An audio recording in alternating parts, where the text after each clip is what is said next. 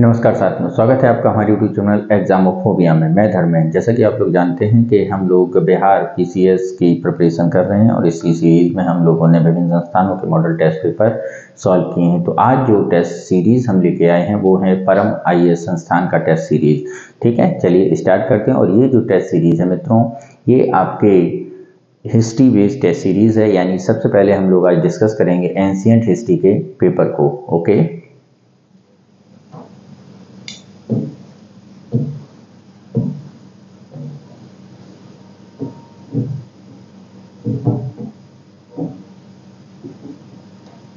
तो पहला क्वेश्चन क्या कह रहा है, इसे जरा ध्यान से पढ़ते हैं हम लोग। पहला कह रहा है, भारत दौरा करने वाली चीनी यात्री युआन च्वांग, यानी जिसे हम लोग हमारे इतिहासकारों ने ह्वेनसांग कहा है, उस समय भारत की सामान्य परिस्थिति और संस्कृति को दर्ज किया है।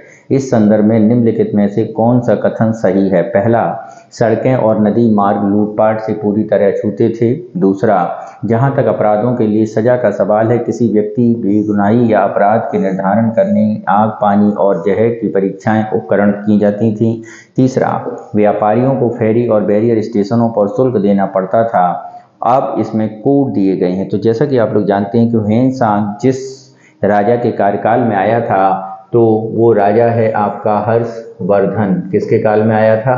हर्षवर्धन के कार्यकाल में आया था, पहली बात। दूसरी जो पोजीशन आती है कि दूसरे में क्या बताया जाता है, दूसरे में ये बताया जाता है कि सामान्य परिस्थितियों में संस्कृति, इसमें क्या बताया जाता है कि वहाँ मार्ग पर लूटपाट बिल्कुल पूरी तरह अछूते थे, यानी वहाँ पर लूटपाट नहीं होती थी। जबकि ह्वेनसांग ने अपनी यात्रा वृत्तांत में बताया है कि वो कई बार लुटा है, यानी कई बार लोगों ने उसे लूटा है, उसके सामान की चोरियां हुई हैं, ऐसा उसने अपने वर्णन में बोला है। तो पहला स्टेटमेंट तो हमारा गलत हो जाएगा। दूसरा स्टेटमेंट क्या कह रहा है, जहां अपराधों के लिए सजा का सवाल है, किसी व्यक्ति को बेगुनाही या अपराध का निर्धारण आग, पानी और जहर की परीक्षाएं करती थीं। ये बात बिल्कुल सही है, इसी से ही निर्धारण किया जाता था। ये बात यहाँ पर तथ्यात्मक रूप से सत्य है। व्यापारियों को फेरी या बैरियर स्टेशनों पर शुल्क देना पड़ता था, यानी टैक्स का उल्लेख इस टाइम पर था। तो ये भी बात बिल्कुल पूर्णतः क्या होगी, सही है। और ये दोनों बातें सही हैं, तो ऑप्शन में सही उत्तर बताना है, तो सही उत्तर ऑप्शन बी हो जाएगा हमारा। नेक्स्ट चलते हैं क्वेश्चन नंबर 2। बौद्ध परिषदों के बारे में निम्नलिखित में से कौन से कथन गलत हैं? पहला, प्रथम बौद्ध परिषद को बौद्ध धर्म के एक महत्वपूर्ण क्षण माना जाता है, क्योंकि यह निर्धारित करता है कि आज तक बौद्ध धर्म कैसे सिखाया जाता है। ठीक है, और सिखाया जाता निर्धारित करता है कि आज तक बौद्ध धर्म कैसे सिखाया जाता है। पहली, बौद्ध संगति। दूसरी, द्वितीय बौद्ध परिषद में एजेंडा बौद्ध उपभागों के बीच विभाजन को हल करना था। तीसरा, मगध साम्राज्य में तीसरी बौद्ध संगति पाटलिपुत्र में आयोजित की गई। चौथा, जागर विभस और नरंदिभास सुमंगल भासामी छठी बौद्ध संगति परिषद के अध्यक्ष थे। तो यहाँ पर जो ये बातें की गई हैं, इसमें ध्यान से क्वेश्चन पढ़ना है, हमें बताना है गलत कौन सा है। पहली बात तो समझ लीजिए, which one of the is wrong in this sentences in options. तो यहाँ इस ऑप्शंस में अगर हम देखें तो जो पहली बात कही है, प्रथम बौद्ध संगति में बौद्ध धर्म कैसे सिखाया जाए, इस पर बात की गई थी, ये बात पूर्णतः सत्य है। दूसरी बौद्ध संगति में उपभागों में विभाजित किया गया, ये भी बात बिल्कुल सत्य है। तीसरी बौद्ध संगति पाटलिपुत्र यानी अशोक के द्वारा की गई थी, ये बात भी बिल्कुल सही है। जगर भिम्बस और नरंदी भिध्वज सुमंगल स्वामी ने छठी बौद्ध संगति की थी और उस पर अध्यक्षता की थी, तो ये छठी में नहीं थे, क्योंकि 6 बौद्ध संगतियाँ तो हुई नहीं थी। ये जो की गई थी, ये 5वीं बौद्ध संगति में की गई थी, हर्षवर्धन के कार्यकाल में। ठीक है, तो ये बात यहाँ पर गलत है और यही हमारा आंसर हो जाएगा। नेक्स्ट चलते हैं क्वेश्चन नंबर 3। हड़प्पा सभ्यता के संबंध में निम्नलिखित में से कौन सा कथन सही नहीं है? ए, मिस्र वासियों और मेसोपोटामिया वासियों के विपरीत हड़प्पा वासियों ने लंबे शिलालेख नहीं लिखे हैं, पहली बात। दूसरी, हड़प्पा के शहरों में इमारतों के लिए पकी हुई ईंटों का उपयोग किया जाता था। तीसरा, मिस्र में के समकालीन इमारतों में मुख्य रूप से सूखी ईंटों का उपयोग किया जाता था। चौथा, सिंधु घाटी सभ्यता के दौरान तिल और सरसों उगाए जाते थे। और डी, हड़प्पा वासियों के विपरीत मेसोपोटामिया के लोगों ने बड़े पैमाने पर हाथियों को पाला था। तो यदि हम यहाँ पर बात करते हैं कि कौन सा कथन यहाँ पर सही नहीं है, यानी यहाँ भी आपको रॉन्ग कथन ही बताना है, कौन सा गलत है। तो सबसे पहले अगर हम बात करते हैं, जो पहली बात दी गई है कि मिस्र वासियों ने मिस्र वासियों को विपरीत हड़प्पा वासियों में लंबे शिलालेख नहीं लिखे हैं, ये बात बिल्कुल सही है। हड़प्पा वासियों ने लंबे शिलालेख नहीं लिखे हैं, ये पद्धति हमने अशोक के कार्यकाल में देखते हैं। ठीक है, हड़प्पा शहरों में इमारतों के लिए पक्की ईंटों का उपयोग किया जाता है, जबकि मिस्र में समकालीन में सूखी ईंटों का उपयोग किया जाता है, ये भी बात बिल्कुल सही है। पक्की ईंटों के मकान हड़प्पा में मिले हैं। सिंधु घाटी सभ्यता के दौरान तिल और सरसों उगाए जाते थे, ये भी बात बिल्कुल सही है। सिंधु घाटी सभ्यता में सरसों और तिल उगाने के साक्ष्य हमें प्राप्त हुए हैं। ठीक है। और हड़प्पावासी के विपरीत मेसोपोटामिया के लोग बड़े पैमाने पर हाथियों को पालतू बनाया करते। तो मेसोपोटामिया के लोग हाथियों को पालन नहीं करते थे, ये बात समझ जाइए।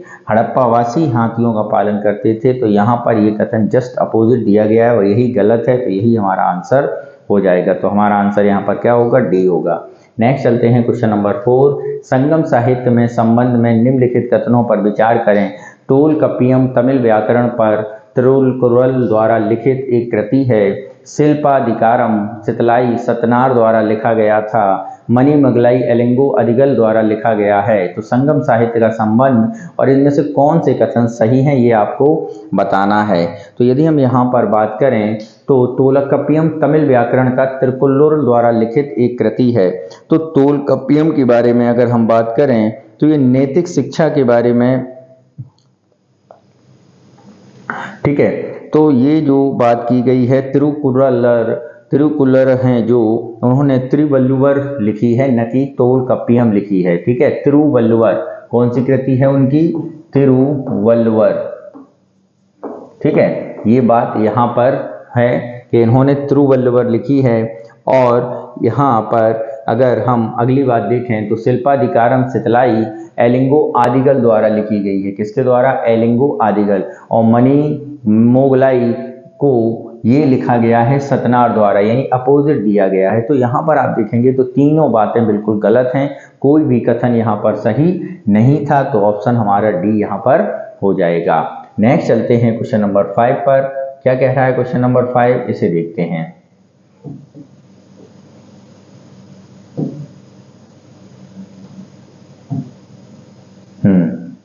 प्राचीन भारत के संदर्भ में निम्नलिखित में से कौन सी पुस्तक भारत के बारे में बात करती है? एरिथ्रियन सागर का पेरिपल्स, टॉलमी का भूगोल, प्लिनीज नेचुरलिस हिस्टोरिका और नीचे दिए गए कूट का उपयोग करके सही उत्तर बताना है।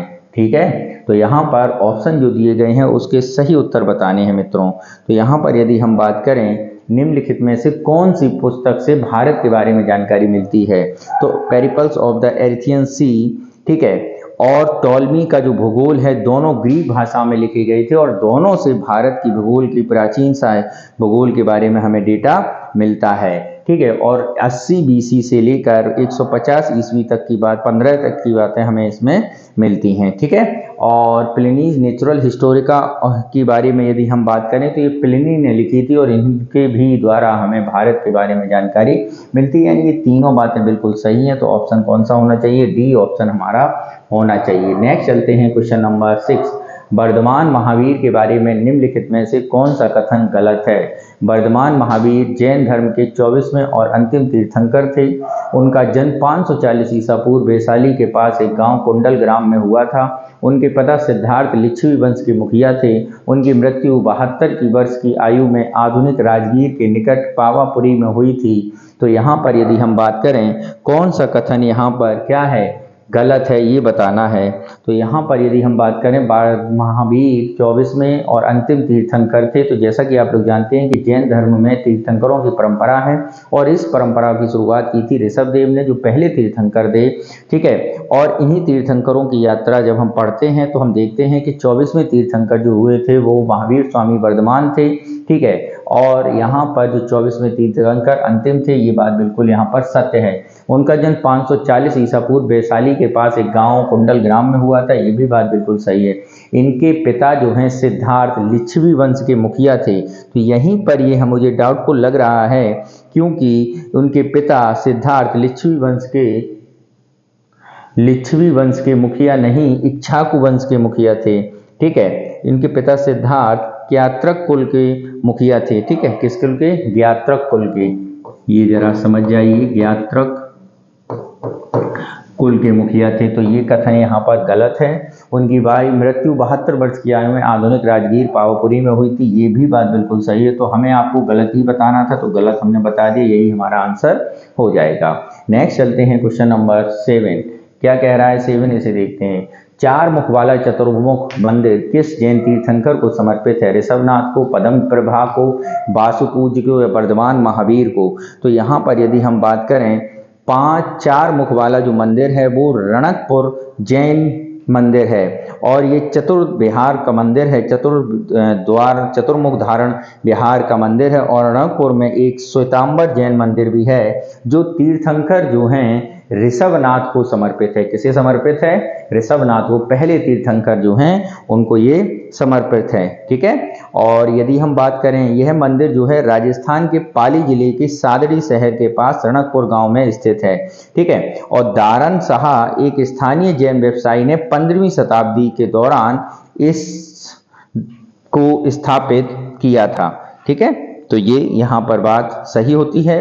और आगे अगर हम देखते हैं अगला क्वेश्चन क्या है, क्वेश्चन नंबर 8 क्या है, देखते हैं इसे। कौटिल्य के बारे में निम्नलिखित में से कौन सा कथन गलत है? रिमेंबर माइंडेड कौन सा पूछा है? गलत है। एक बात मित्रों और याद रखना, क्योंकि मैं यहाँ पर आपको एंशिएंट हिस्ट्री का बेस पेपर बता रहा हूँ, और ये कॉपी जो आप अगर हम बात करते हैं कि एंशिएंट हिस्ट्री में तथ्य रूप में से काफ़ी क्वेश्चंस पूछे जाते हैं। और दूसरी बात अगर हम बात करते हैं तो ये जो एंशिएंट हिस्ट्री के क्वेश्चंस हैं वो आपके एग्जाम में आपको कंपटीशन में आगे ले जाने का काम करते हैं। तो यदि आपको इंटरेस्ट है इतिहास पढ़ने में तो एंशिएंट हिस्ट्री के इन टॉपिक्स को, इन क्वेश्चंस को जरूर सॉल्व करिए और इनको जरूर पढ़कर जाइएगा। ठीक है। क्योंकि काफ़ी नॉलेज बेस्ड और काफ़ी क्या है, ये आपके क्वेश्चंस हैं जो कि पूछे जाते हैं और काफ़ी फैक्चुअल हैं, स्टैटिक जीके को तैयार करने में काफ़ी सहायक सिद्ध होंगे। देखिए जरा, कौटिल्य के बारे में निम्नलिखित में से कौन सा कथन गलत है? ये तक्षशिला का शिक्षक और विद्वान था, बिल्कुल सही। तक्षशिला में शिक्षक थे। जब भारत में सिकंदर महान का आक्रमण हुआ था उसी दौरान कौटिल्य का उद्भव होता है और चंद्रगुप्त मौर्य के रूप में भारत को एक पहला सम्राट देते हैं। विष्णुगुप्त और चाणक्य के और 2 नाम हैं, बिल्कुल सही है। ठीक है। उन्हें अक्सर इंडियन मैकियावेली के नाम से जाना जाता है। अब बात आती है कि इंडियन मैकियावेली के नाम से इन्हें जाना जाता है। तो इंडियन मैकियावेली को अगर हम देखें तो ये एक आपके यूरोपीय विद्वान हैं जो कि अपनी कौशलता और अपनी बुद्धिमत्ता के तौर पर जाने जाते हैं। ठीक है।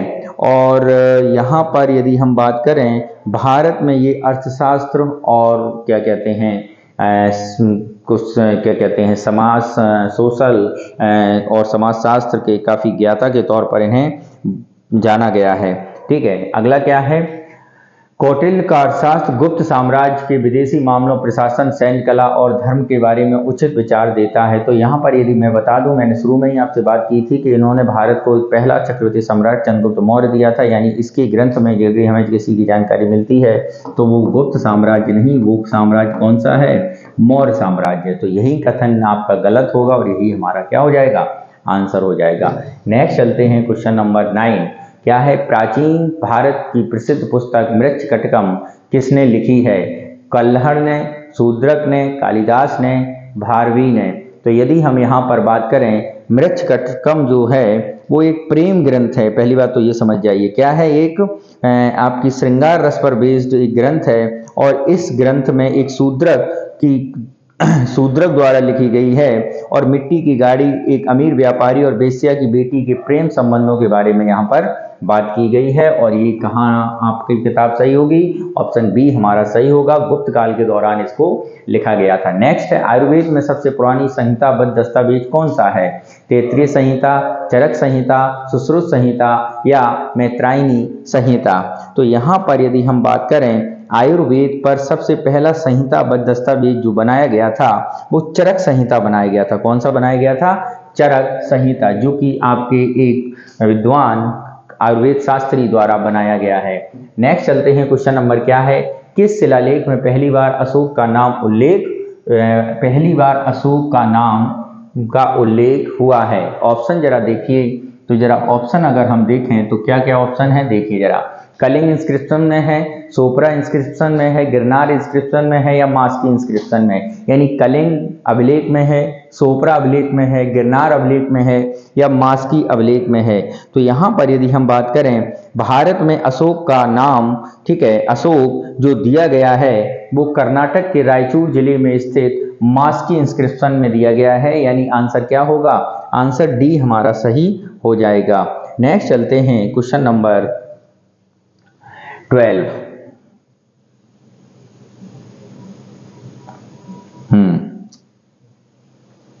क्या है 12, इसे देखते हैं।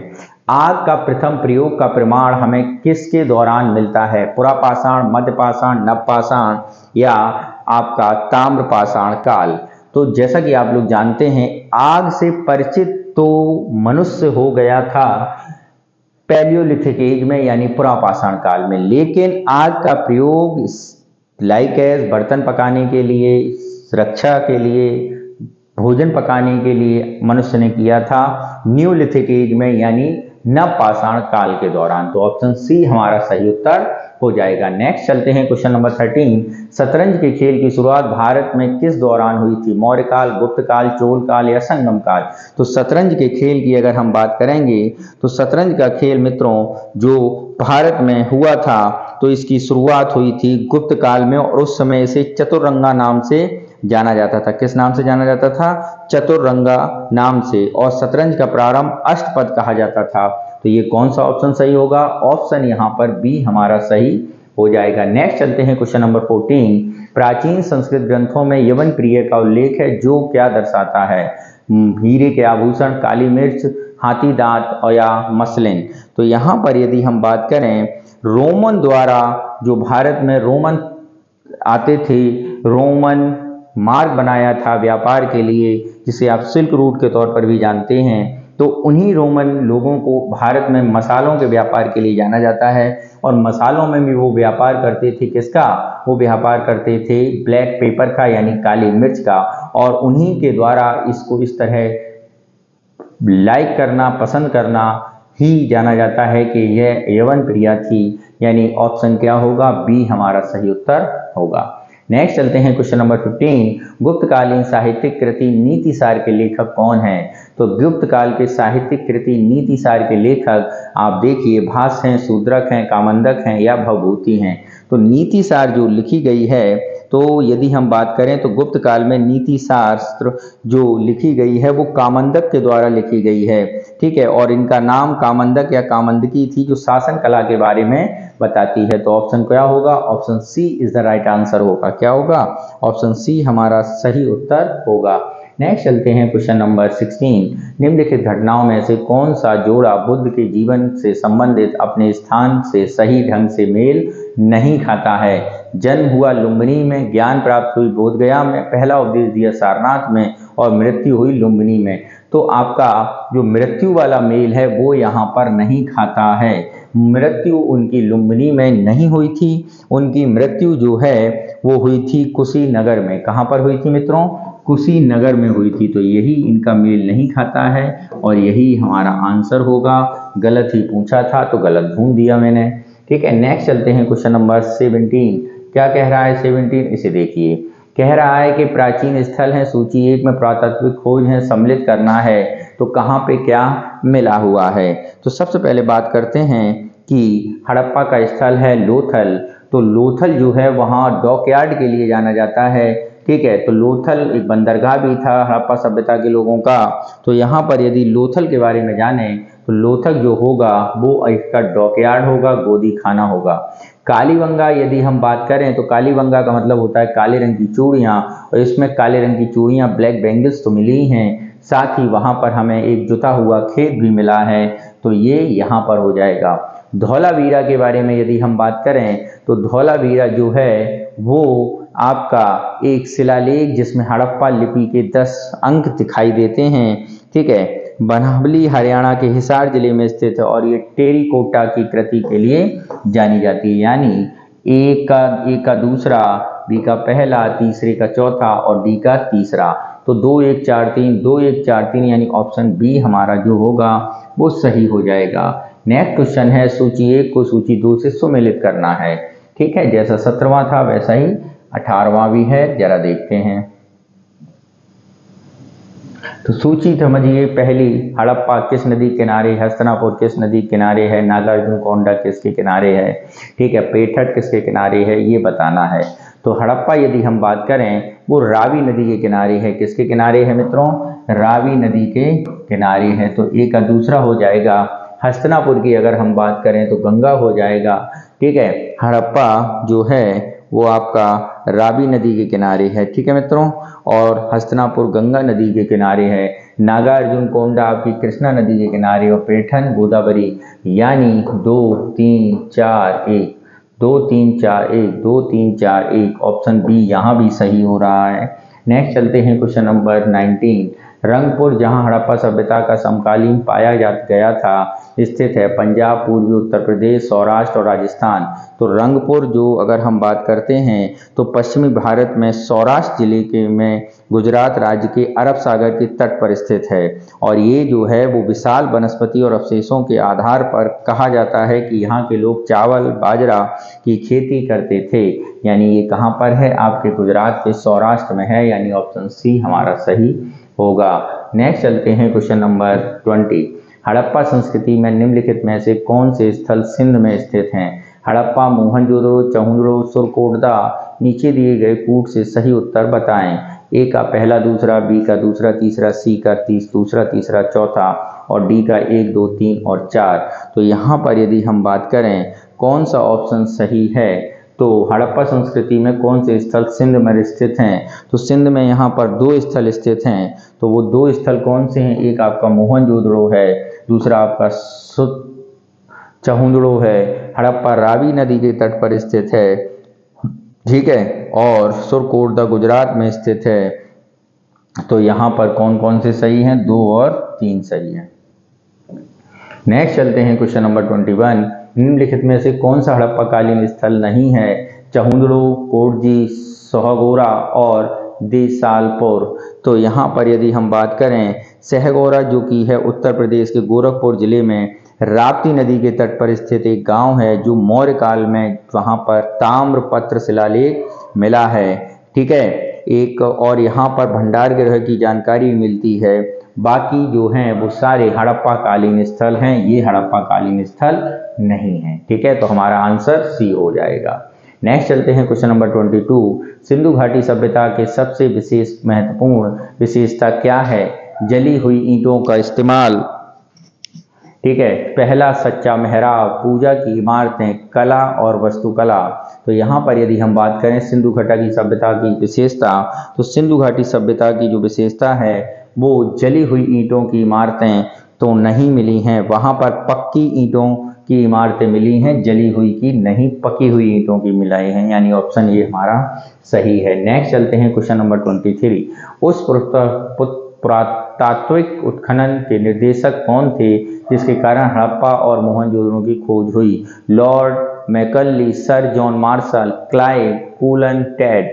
तो यहाँ पर यदि हम बात करें तो उसके सदस्य कौन थे जिसमें ये खुदाई की है? तो वो थे आपके सर जॉन मार्शल। कौन है? Sir John martial. नेक्स्ट चलते हैं क्वेश्चन नंबर 24। पहला पुरातत्वविद जिसने हड़प्पा की खुदाई की लेकिन उसके महत्व को नहीं पहचान सका? Cunningham, sir John martial, Mortimer wheeler, ठीक है। तो यहाँ पर यदि हम बात करें अलेक्जेंडर कनिंघम जो हैं उन्होंने उसकी खुदाई की लेकिन उसके महत्व को नहीं जान पाए। तो ऑप्शन ए हमारा सही होगा। और वो इसलिए नहीं जान पाए क्योंकि उस समय के तत्कालीन गवर्नर ने उनकी बातों को रिस्पॉन्स नहीं किया था, ठीक है। नेक्स्ट चलते हैं क्वेश्चन नंबर 25। कपड़ों के लिए कपास की खेती सबसे पहले शुरू हुई मिस्र, मेसोपोटामिया, सेंट्रल अमेरिका और भारत। तो कपड़ों के लिए यदि हम बात करें तो सबसे पहले जो खेती की गई वो खेती की गई थी आपकी कहाँ पर? इंडिया में, ठीक है। हड़प्पा सभ्यता में एक पुरोहित मिला है जो सूती कपड़ा अपने ऊपर ओढ़े हुए है, यानी उसकी मूर्ति, ठीक है। नेक्स्ट है क्वेश्चन नंबर 26। निम्नलिखित में से किस स्थान पर दोहरे दफनाने के साक्ष्य मिले हैं? यानी कपल समाधान के साक्ष्य मिले हैं। तो यहाँ पर यदि हम बात करें लोथल में एक दफनाया साक्ष्य मिला है जो कि ये कह रहा है कि वहाँ पर 2 लोगों को एक साथ दफनाया जाता था, यानी ऑप्शन सी हमारा जो होगा वो सही होगा। नेक्स्ट चलते हैं क्वेश्चन नंबर 27। हड़प्पा के मोहर पर किस जानवर का चित्रण नहीं है? तो हड़प्पा के मोहर पर यदि हम बात करें तो वो सांड का चित्र है, हाथी का चित्र है, भेड़ का चित्र है, किसका चित्र नहीं है? घोड़े का। तो यही हमारा आंसर होगा, क्योंकि घोड़ा भारत में आया कब? जब भारत में आर्यराज आए। ठीक है, नेक्स्ट चलते हैं क्वेश्चन नंबर 28। क्या कह रहा है 28? निम्नलिखित में से कौन सा ब्राह्मण ग्रंथ ऋग्वेद से संबंधित है? ऐतरेय ब्राह्मण, गोपद ब्राह्मण, शतपथ ब्राह्मण और तैतरेय ब्राह्मण। तो यहाँ पर ऋग्वेद की बात की गई है, और ऋग्वेद में यदि हम बात करें तो ऋग्वेद यानी कौन सा ब्राह्मण है? तो ऋग्वेद में यानी एक हम शब्द याद कर लीजिए। क्या याद कर लीजिए? एक। ऋग्वेद यानी एक, और ए से बनता है ऐतरेय ब्राह्मण और के से बनता है कौशिकी ब्राह्मण ग्रंथ। तो यहाँ पर कौन सा ऑप्शन होगा? ए ऑप्शन होगा। और का है जो वो कौशिकी ब्राह्मण ग्रंथ है। ठीक है मित्रों, तो समझे कौशिकी ब्राह्मण ग्रंथ और ऐतरेय ब्राह्मण ग्रंथ। नेक्स्ट चलते हैं क्वेश्चन नंबर 29। वैदिक नदी अस्कनी की पहचान निम्नलिखित में से किस नदी से की जाती है? बीस, रावी, चिनाब और झेलम। तो वैदिक नदी अस्कनी की पहचान निम्नलिखित में से किस नदी से की जाती है? तो यहाँ पर यदि हम ऑप्शन देखें तो किस नदी में होगा वो ऑप्शन? तो बेसिक यदि हम यहाँ पर बात करते हैं तो ये होती कौन सी नदी है? बेसिन। तो मित्रों ऑप्शन पढ़ते हैं, क्या है? व्यास, रावी, चिनाब और झेलम। तो वैदिक में जो अस्कनी नदी बोली गई है वो कौन सी नदी है? वो चिनाब नदी है।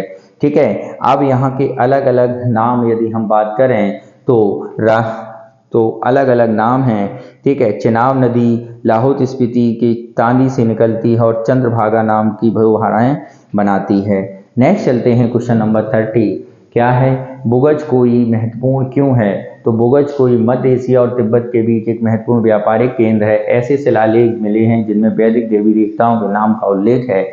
वेद मूल ग्रंथों की रचना नहीं हुई थी। ठीक है, और इसमें कोई भी नहीं सही है। तो यहाँ पर यदि हम बात करें बोगज कोई शिलालेख एशिया माइनर तुर्की में एक महत्वपूर्ण शिलालेख है, जहाँ पर भारत के कई देवी देवता यानी वैदिक के कई देवी देवताओं का उल्लेख है। तो ऑप्शन कौन सा होगा? बी ऑप्शन हमारा सही होगा। नेक्स्ट चलते हैं क्वेश्चन नंबर 31।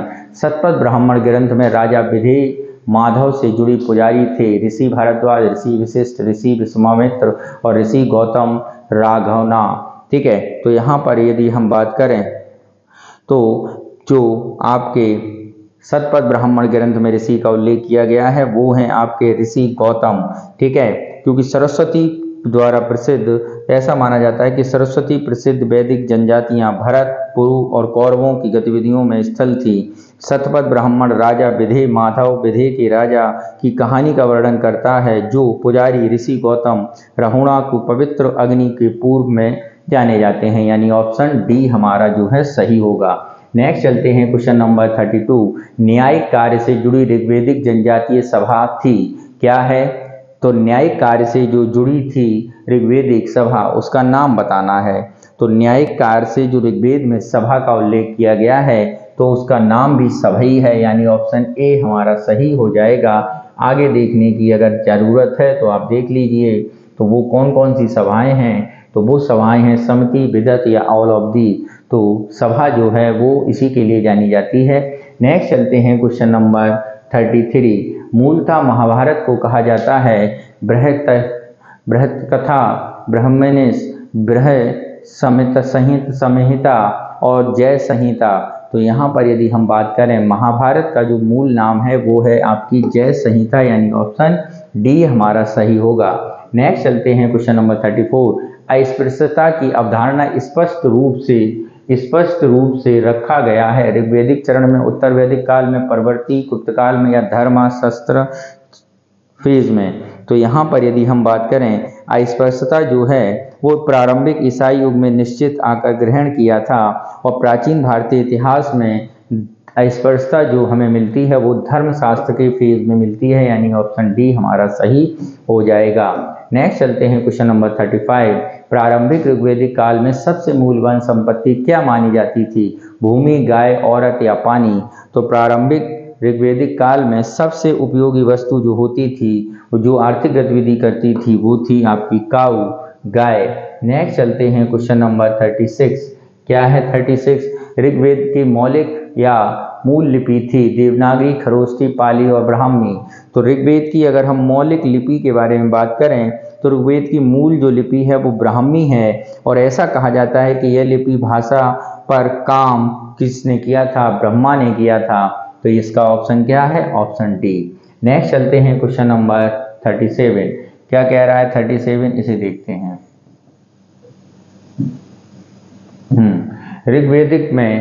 ऋग्वेदिक आर्यों और सिंधु घाटी के लोगों की संस्कृति के बीच अंतर संदर्भ में निम्नलिखित में से कौन सा कथन सही है? पहला, ऋग्वेद में आर्य युद्ध में कोट को हेलमेट का उपयोग करते थे, जबकि सिंधु घाटी सभ्यता लोगों ने इसका उपयोग करने से कोई सबूत नहीं छोड़ा। ऋग्वेदिक आर्य सोना, चांदी और तांबा जानते थे, जबकि सिंधु घाटी के लोग केवल तांबा और लोहा जानते थे। ऋग्वेदिक आर्यों ने घोड़े को पालतू बनाया था, जबकि सिंधु घाटी के लोगों ने इस जानवर के बारे में जानकारी थी, इसका कोई प्रमाण नहीं है। तो यहाँ पर कौन से कथन सही हैं? तो यहाँ पर यदि हम बात करते हैं कौन कौन से कथन सही हैं, तो यहाँ पर मित्रों ऋग्वेदिक आर्य युद्ध, मेल और हेलमेट का उपयोग करते थे, जबकि सिंधु घाटी में इसका उपयोग का कोई सबूत नहीं छोड़ा है। ये बात बिल्कुल सही है।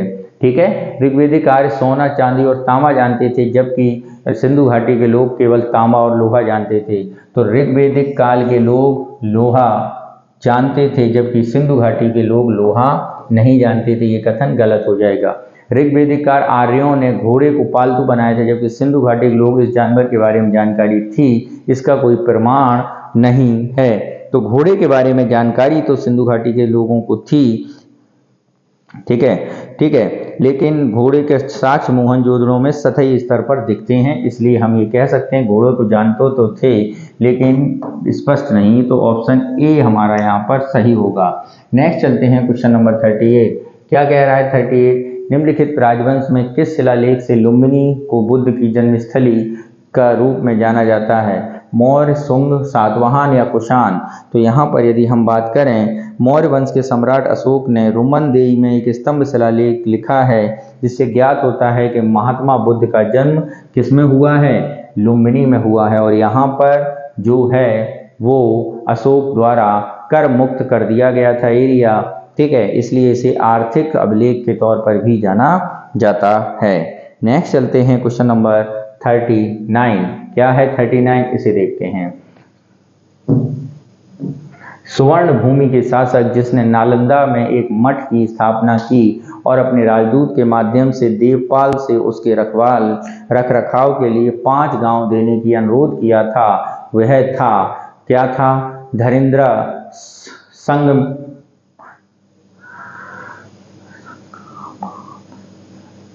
ठीक है, ऑप्शन दिए गए हैं और यहाँ पर बात की जा रही है कि वो कौन सा राजा था। तो मित्रों यहाँ पर यदि हम बात करें तो बालापुत्र देव स्वर्ण भूमि के शासक थे, जिन्होंने नालंदा में बौद्ध मठ की स्थापना करने की अनुमति दी थी।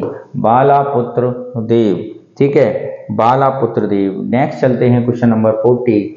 महात्मा बुद्ध अपना पहला धर्मचक्र प्रवर्तन किस स्थान पर दिया था? लुम्बिनी, सारनाथ, पाटलिपुत्र या वैशाली? तो महात्मा बुद्ध ने अपना पहला जो उपदेश दिया था वो बनारस के पास सारनाथ में दिया था, यानी ऑप्शन बी हमारा सही होगा। नेक्स्ट चलते हैं क्वेश्चन नंबर 21। बुद्ध ने किस शासनकाल के दौरान कौशाम्बी का दौरा किया था? शैतानिक, उदयन, बोधि या निकष? ठीक है, बोधि या आपके कौन थे?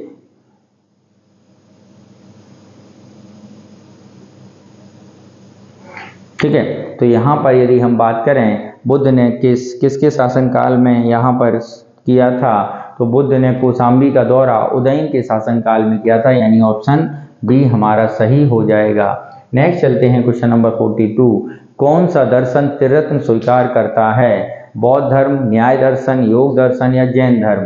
तो त्रिरत्न के बारे में यदि हम बात करते हैं तो जो त्रिरत्न स्वीकार करने वाला जो दर्शन है वो कौन सा है? तो मित्रों वो दर्शन है बौद्ध दर्शन, जो कि बुद्ध, धम्म और संघ की बात करता है, यानी ऑप्शन बी हमारा सही होगा। नेक्स्ट चलते हैं क्वेश्चन नंबर 43। भगवान बुद्ध के बारे में निम्नलिखित में से कौन सा कथन सही है? उनका जन्म कपिलवस्तु में हुआ था, उन्हें बोध गया में ज्ञान प्राप्त हुआ था, उन्हें वैदिक धर्म का त्याग दिया था, उन्होंने उत्तम सत्य का उपदेश दिया। नीचे दिए गए कूट का सही उत्तर चुनें। तो यहाँ पर यदि हम बात करें, ये जो चारों बातें हैं वो बिल्कुल सही हैं, यानी ऑप्शन डी हमारा सही हो जाएगा। नेक्स्ट चलते हैं क्वेश्चन नंबर 44। निम्नलिखित में से कौन बुद्ध के जीवन काल में भी संघ का नेता बनना चाहता था? देवदत्त, महाकश्यप, उपाली और आनंद।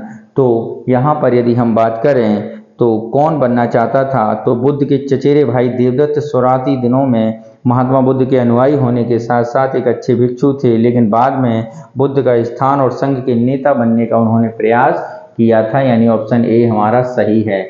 नेक्स्ट है 45। निम्नलिखित में से किस बौद्ध साहित्य में नैतिकता और सिद्धांत के मामलों में बुद्ध के उपदेश शामिल हैं? विनय पिटक, जातक कथाएं, अभिधम्म पिटक या सुत्त पिटक। तो यदि हम बात करें भौतिक और नैतिक शिक्षा के जिसमें बात की गई है वो कौन है? तो वो हैं आपके सुत्त पिटका, यानी ऑप्शन डी जो है हमारा सही हो जाएगा। नेक्स्ट चलते हैं क्वेश्चन नंबर 46 पर। क्या है 46 उसे देखते हैं। निम्नलिखित में कौन सा जोड़ा सही सुमेलित है? लोथल प्राचीन गोदीखाना सही है, सारनाथ प्रथम उपदेश सही है, राजगीर के सिंह की राजधानी, नालंदा बौद्ध शिक्षा का महान केंद्र।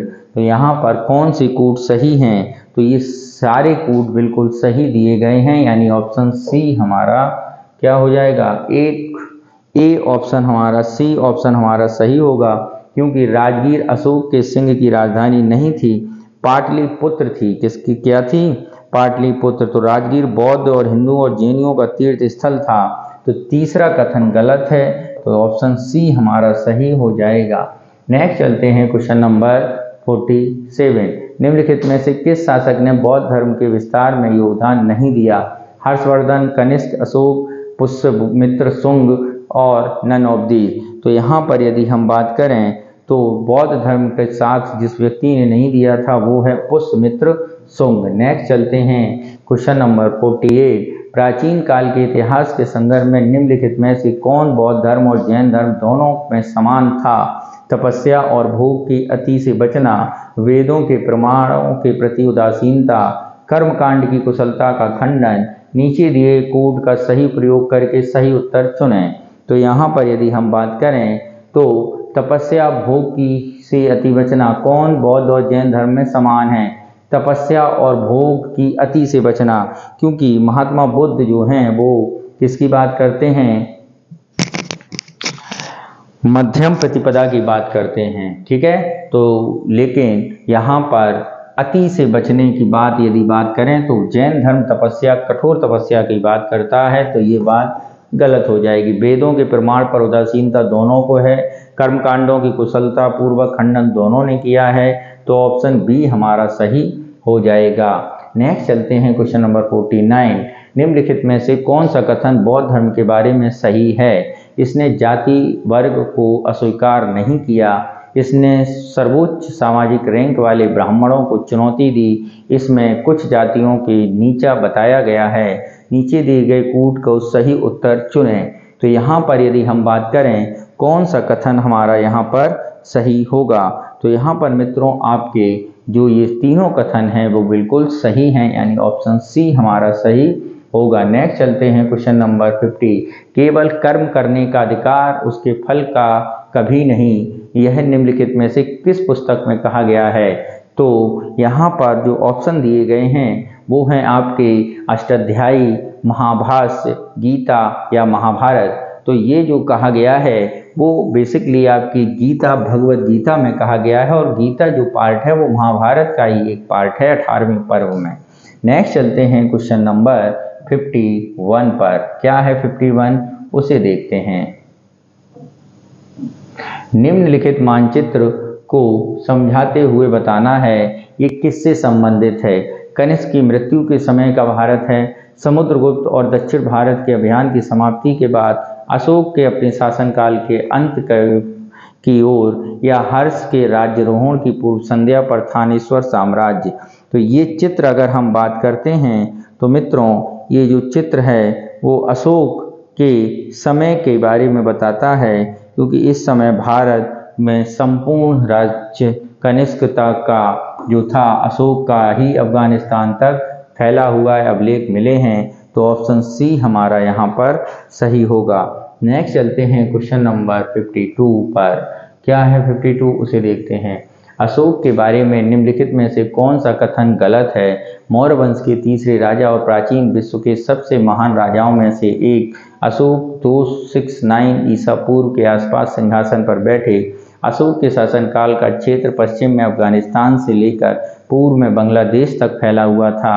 उन्होंने प्रियदर्शी वह जो मित्रवत व्यवहार करता है और देवा नाम प्रिय देवताओं का प्रिय की उपाधि धारण की, जिन्हें लगभग सभी चट्टानों और स्तंभ शिलालेखों में देखा जा सकता है। इनमें से कोई भी नहीं। तो यहाँ पर यदि हम बात करें अशोक के बारे में ये सारे कथन क्या हैं, बिल्कुल सही हैं, कोई भी कथन गलत नहीं है। ऑप्शन डी हमारा सही होगा। नेक्स्ट चलते हैं क्वेश्चन नंबर 53।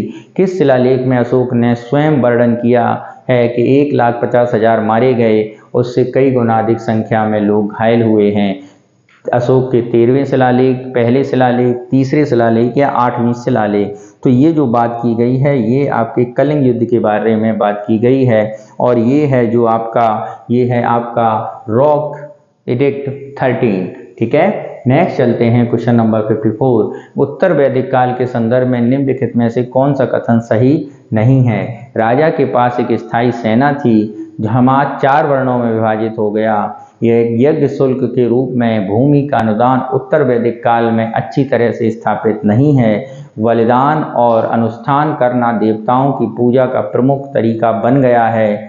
बौद्ध धर्म अनिच्छा का, ठीक है। तो यहाँ पर यदि हम बात करें कौन सी बात सही है, तो मित्रों यहाँ पर यदि हम बात करते हैं तो वो है आपका राजा के पास एक स्थायी सेना थी। ये बात सही नहीं है क्योंकि अभी राजा नहीं बने थे।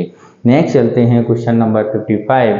बौद्ध धर्म अनिच्छा का तात्पर्य क्या है। जन्म और पुनर्जन्म का चक्र, अहिंसा की अवधारणा, सभी चीज़ों में अनित्यता और सभी चीज़ों में ध्यान से माध्यम से ज्ञान की खोज। तो यहाँ पर यदि हम बात करें ये जो अनित्य शब्द की अनिच्छा की बात की गई है, ये बात करता है किसके बारे में, तो मित्रों ये बात कर रहा है सभी चीज़ों के त्याग के बारे में, अनित्य के बारे में, यानी ऑप्शन सी हमारा सही होगा। नेक्स्ट चलते हैं क्वेश्चन नंबर 56। क्या है 56 इसे देखते हैं।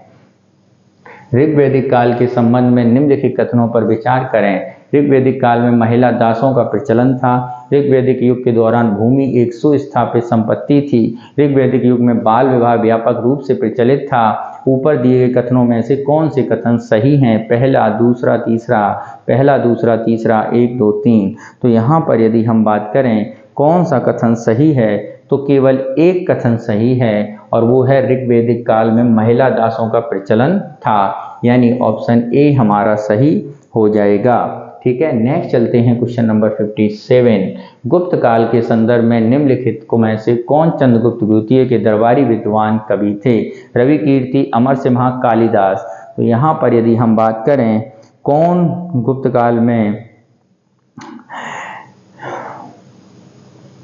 कवि थे, तो गुप्त काल के अगर हम कवियों के बारे में मित्रों बात करेंगे तो गुप्त काल के कवि आपके कौन कौन हैं, तो समुद्रगुप्त के काल में जो कवि हुए हैं वह सम्राट गुप्त के प्रमुख कबीरदारी थे।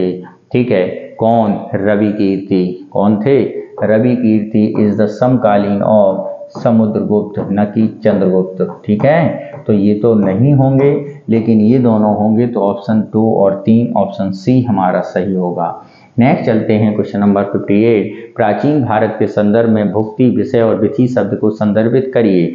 भुक्ति जो है गुप्त काल में जिले को कहा जाता था, राज्य को कहा जाता था। ठीक है। एक अगर हम यहाँ पर बात करते हैं, ठीक है, भुक्ति जो है प्रशासनिक व्यवस्था के बारे में बात की जाती थी। साम्राज्य विभागों में बटा हुआ था, राज्यों में बटा हुआ था। भुक्ति जिलों में बटे हुए थे जो विषय के तौर पर जाने जाते हैं। ठीक है। और विषय जो थे वो आपके मंडलों में बटे हुए थे जिन्हें विथि कहा जाता है। तो ये कैसा विभाजन है? ये प्रशासनिक विभाग हैं, प्रशासनिक प्रभाग हैं, एडमिनिस्ट्रेटिव डिवीजन है। ऑप्शन बी है। नेक्स्ट चलते हैं क्वेश्चन नंबर 59। गुप्त काल के दौरान कानून व्यवस्था के संबंध में निम्नलिखित कथनों पर विचार करें। इस अवधि के दौरान नागरिक आपराधिक कानूनों को स्पष्ट रूप से परिभाषित और सीमांकित किया गया था। कानून वर्ण भेद पर आधारित थे।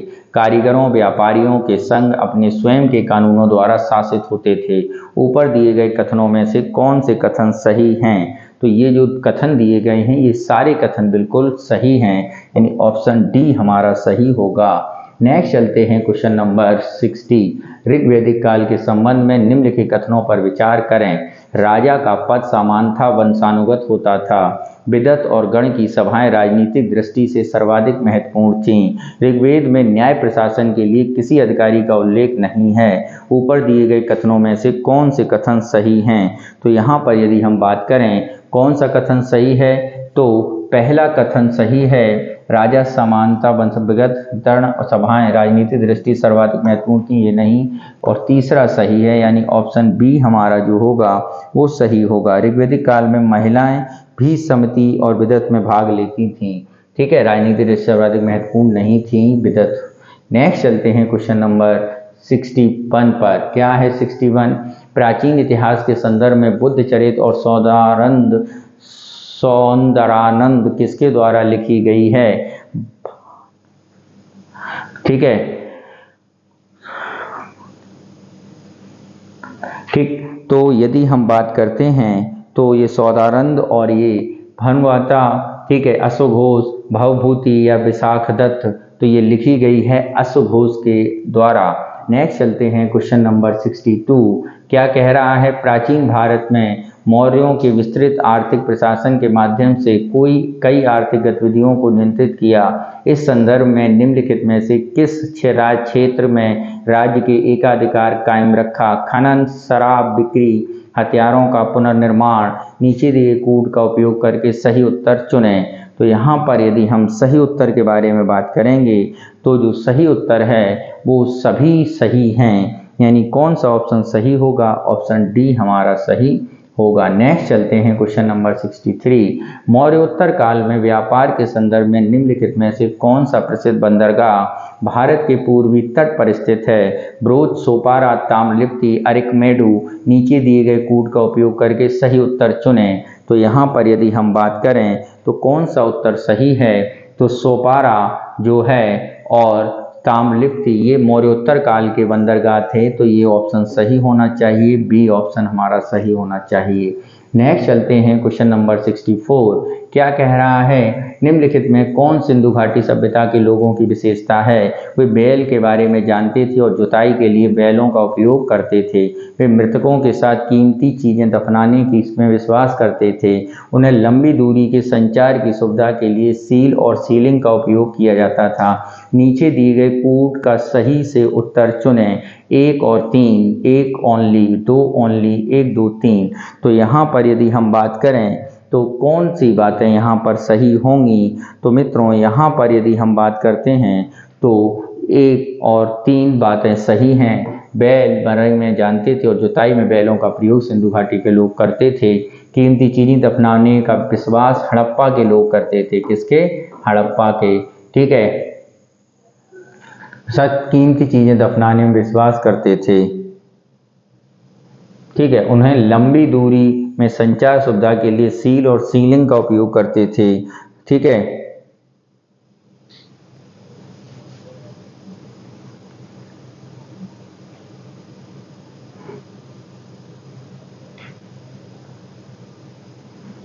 ठीक। यदि हम बात करते हैं कि कीमती चीजें, तो यहाँ पर कीमती चीजें नहीं दफनाते थे। पहली बात ये समझ लीजिए, हड़प्पा के लोग बर्तन वगैरह दफनाते थे, बल्कि तांबे आंबे की चीजें नहीं दफनाते थे, कीमती का नहीं दफनाते। तो ये यहाँ पर गलत होगा। उन्होंने लंबी दूरी संचार की सीलें और सीलिंग का उपयोग किया, ये बात बिल्कुल सही है। 1 और 3 यानी ए ऑप्शन हमारा सही होगा। नेक्स्ट चलते हैं क्वेश्चन नंबर 65। भारतीय इतिहास के संदर्भ में निम्नलिखित युग्मों पर विचार करें। ऐतिहासिक व्यक्ति के रूप में जाना जाता है। असंग जैन विद्वान, गुणभद्र बौद्ध विद्वान, नंदनार वैष्णव विद्वान। ऊपर दिए गए कितने सही सुमेलित हैं? तो यहाँ पर बताना है कितने सही सुमेलित हैं मित्रों। तो यहाँ पर यदि हम बात करें असंग, गुणभद्र, ठीक है, तो असंग, ठीक है, नागार्जुन, आर्यदेव, वसुबंध, ये जो थे ये बौद्ध विद्वान हैं, न कि जैन विद्वान हैं, ठीक है, तो ये बौद्ध विद्वान हैं। गुणभद्र के बारे में यदि हम बात करें तो जो गुणभद्र महोदय हैं वो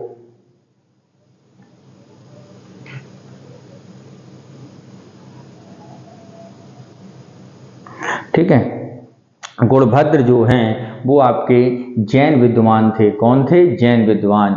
नंदराम के बारे में यदि हम बात करें तो नयनार जो हैं वो एकमात्र दलित अछूत हैं, और ये जो हैं ये आपके वैष्णव विद्वान नहीं, ठीक। ये कौन हैं? ये ब्राह्मणों में सामाजिक पृष्ठभूमि के लोग भी थे। दो संत अर्थात सेव और संत नंदनार नयनार का एकमात्र दलित हैं, ठीक है, और वैष्णव संत त्रिवर और अलवर हैं, जो कि अगर हम यहाँ पर बात करें तो ये सेव विद्वान हैं। किसके विद्वान हैं? सेव। तो ये तीनों के तीनों सही सुमेलित नहीं है, कोई भी जोड़ा सही सुमेलित है, कोई भी जोड़ा नहीं। तो यहाँ पर यदि हम बात करें तो कौन सा ऑप्शन सही होगा? तो पहला ही ऑप्शन सही हो जाएगा, नन ऑफ दीज पेयर, ठीक है। बाकी तो बाद की बातें हैं। अगला क्वेश्चन देखते हैं, क्वेश्चन नंबर 66, ठीक है। ये ऑप्शन बाकी के केवल एक जोड़ा, दो जोड़ा, तीन जोड़ा, तो एक भी नहीं थे, तो इससे ए ऑप्शन। निम्नलिखित में से किस ग्रंथ ने यह बताकर गुप्त युग की प्रारंभिक वर्ष की पहचान करने में मदद की कि गुप्त युग सतयुग की शुरुआत के 241 साल बाद शुरू हुआ था? रघुवंशम, रजमनामा, अमरकोश और तहकीके हिंद। तो यहाँ पर यदि हम बात करें गुप्त युग कब शुरू हुआ था, तो ये 300 से 600 ईस्वी में राजनीति इतिहास के बारे में हमें जानकारी मिलती है, तहकीके हिंद दिख रही। तो ये ऑप्शन डी हमारा सही होगा। नेक्स्ट चलते हैं क्वेश्चन नंबर 67। निम्नलिखित जोड़ियों पर विचार करें। पुरा पाषाण स्थल, नदी बेसिन, नेवासा, ताप्ती, पटने, गोदावरी, बेलन घाटी, गंगा, उपरोक्त में से कौन सही सुमेलित है? तो यहाँ पर यदि हम बात करें तो आपकी नेवासा जो है वो गोदावरी नदी के पास है, ठीक है। मध्य प्रायद्वीपीय भारत में मध्य पुरापाषाण उद्योग में कभी कभी नेवासा साइट का उद्योग के रूप में जाना जाता है, और ये आपके ताप्ती नदी किनारे नहीं है, ठीक। तो ये दोनों जो है वो सही सुमेलित नहीं है, जबकि बेलन घाटी जो है उत्तर प्रदेश में गंगा नदी किनारे है, ये सही सुमेलित है। तो कौन सा ऑप्शन होगा? ओनली 3 सही सुमेलित है, सी ऑप्शन हमारा सही होगा। नेक्स्ट चलते हैं क्वेश्चन नंबर 68। जैन धर्म में छवि पूजा को सबसे पहले पुरालेखीय संदर्भ में इसमें पाया जाता है? नासिक शिलालेख, जूनागढ़ शिलालेख, हाथी गुम्फा शिलालेख या मथुरा शिलालेख। तो यदि हम यहाँ पर बात करें तो ये कौन से शिलालेख में इसका वर्णन है? तो मित्रों ये जो शिलालेख है वो है आपका हाथी गुम्फा शिलालेख, ठीक है। ऑप्शन सी हमारा सही होगा, ठीक है। पहली शताब्दी ईसा पूर्व कलिंग राजा खालवेग द्वारा लिखित हाथी गुम्फा शिलालेख जिना की छवि प्राप्ति का उल्लेख मिलता है। नेक्स्ट 69। महाजनपदों के संदर्भ में निम्नलिखित कथनों पर विचार करें। महाजनपदों ने कभी भी कुलीन तंत्र की व्यवस्था का पालन नहीं किया। महाजनपद केवल लोगों द्वारा लाए गए सामूहिक उपहारों पर निर्भर थे, नियमित कराधान की कोई व्यवस्था नहीं थी। तो यहाँ पर यदि हम बात करें ये दोनों बातें पूर्णतः गलत हैं, दोनों बातें सही नहीं हैं, तो नाइदर 1 और नॉर 2 यानी ऑप्शन डी हमारा सही होगा। नेक्स्ट चलते हैं क्वेश्चन नंबर 70। निम्नलिखित में से कौन गुप्त साम्राज्य के समकालीन राजवंश थे? वाकाटक, कादम्ब, कण्वस या हूण। तो यहाँ पर यदि हम बात करें गुप्तकालीन जो राजवंश हैं वो आपके कंडवंश छोड़कर ये सभी आपके गुप्तकालीन हैं, ठीक है। वाकाटक, कंदब और हूण, तो ये आपका ऑप्शन बी में मिलता है, यानी बी ऑप्शन सही होगा। नेक्स्ट चलते हैं क्वेश्चन नंबर आपका जो है 71, क्या है देखें। अशोक के धम्म के सिद्धांत के संदर्भ में निम्नलिखित कथनों पर विचार करें। अशोक का धम्म विजय अर्थशास्त्र में धम्म विजय के समान थी। अशोक के काल में वाणी के माध्यम से धम्म के संदेशों का प्रचार नहीं किया जाता था। इसमें किसी भी विशेष संप्रदाय का प्रचार शामिल नहीं था। ऊपर दिए गए कथनों में से कौन सा कथन सही है? कोई भी कथन नहीं, केवल एक, केवल 3, सभी तीनों कथन। तो यहाँ पर यदि हम बात करें कौन सा कथन सही होगा, तो अशोक के धम्म विजय अर्थशास्त्र के धम्म विजय के समान थी, बिल्कुल नहीं। अशोक का धम्म विजय व्यक्ति को जीतने की बात है, जबकि अर्थशास्त्र का धम्म विजय जो है वो आपके राज्य को जीतने की बात थी। अशोक के काल में वाणी के माध्यम से धम्म के संदेशों का प्रचार नहीं किया गया, बिल्कुल किया गया, ये भी बात बिल्कुल गलत है। इसमें से अशोक के संप्रदाय का प्रचार शामिल नहीं था, किसी विशेष संप्रदाय का प्रचार शामिल नहीं था, बिल्कुल बात सही है। ऑप्शन सी हमारा सही होगा, ठीक है, केवल एक सही होगा, ओनली 3। नेक्स्ट चलते हैं क्वेश्चन नंबर 72। बौद्ध धर्म के अंतर्गत बोधिसत्वों के संदर्भ में निम्नलिखित में से कौन सा कथन सही नहीं है? वज्रपाणी के बुद्ध की सभी शक्तियों का साथ साथ सभी 5 तथागत शक्तियों को प्रकट करने के लिए माना जाता है। मंजूश्री बौद्ध से जुड़ी हुई जुड़ा है। सामंत भद्र अभ्यास में ध्यान से जुड़े हैं। डी वसुधरा के बिहार के बौद्धों की शिक्षाओं का संरक्षक माना जाता है। तो यहाँ पर यदि हम बात करें तो वसुधरा को बिहारों को बौद्ध शिक्षकों का संरक्षक माना जाता है। तो वसुधरा एक संस्कृत शब्द है मित्रों, और जिसमें का अर्थ है रत्नों की धारा। बौद्ध देवता वसुधरा धन संपदा प्रचुरता महिला बोधिसत्व काठमांडू घाटी में भी पाए गए हैं। नेक्स्ट चलते हैं क्वेश्चन नंबर 73। कनिष्क के संदर्भ में निम्नलिखित कथनों पर विचार करें। उनका साम्राज्य मध्य एशिया से उत्तर भारत तक फैला था। इसमें उत्तर प्रदेश के बनारस, कौशाम्बी, श्रावस्ती भी शामिल थे। उन्होंने पुरुषपुर में चौथी बौद्ध संगति बुलाई। बौद्ध विद्वान अश्वघोष के दरबार में रहता था। तो यहाँ पर यदि हम बात करें कौन सा कथन सही है, तो उसका साम्राज्य मध्य एशिया और उत्तर भारत में फैला हुआ था, बिल्कुल सही है। उन्होंने पुरुषपुर में, बिल्कुल नहीं। कुंडलवन में बुलाई गई थी, ये गलत है। बौद्ध विद्वान अश्वघोष उसके दरबार में रहता था, ये बात सही है। तो ऑप्शन सी हमारा सही होगा। ये पुरुषपुर में नहीं, कुंडलवन कश्मीर में बुलाई गई थी, ठीक है मित्रों। नेक्स्ट चलते हैं क्वेश्चन नंबर 74। क्या है? हड़प्पा वासियों की धार्मिक मान्यताओं और प्रथाओं का संदर्भ में निम्नलिखित पर विचार करें। हड़प्पा वासियों में पशु पूजा लोकप्रिय थी। हड़प्पा वासियों को पुरुष देवता में विश्वास करने की आवश्यकता नहीं है। हड़प्पा में मोहनजोदड़ो और अग्निकुंडों का कोई साक्ष्य नहीं है। ऊपर दिए गए कथनों में से कौन सा कथन गलत है? केवल 1, केवल 2, केवल 3, 1 और 2 दोनों। तो यहाँ पर यदि हम बात करें तो कौन सा कथन गलत है, तो ऑप्शन बी जो है वो हमारा गलत होगा, ठीक है। बाकी जो कथन हैं वो सारे के सारे बिल्कुल सही हैं। पशु पूजा लोकप्रिय थी, ठीक है। एक सूंड वाला आपने वृषभ यहाँ पर पूजा देखा है। अग्निकुंड के कोई साक्ष्य यहाँ पर नहीं मिले, ये भी बात बिल्कुल सही है।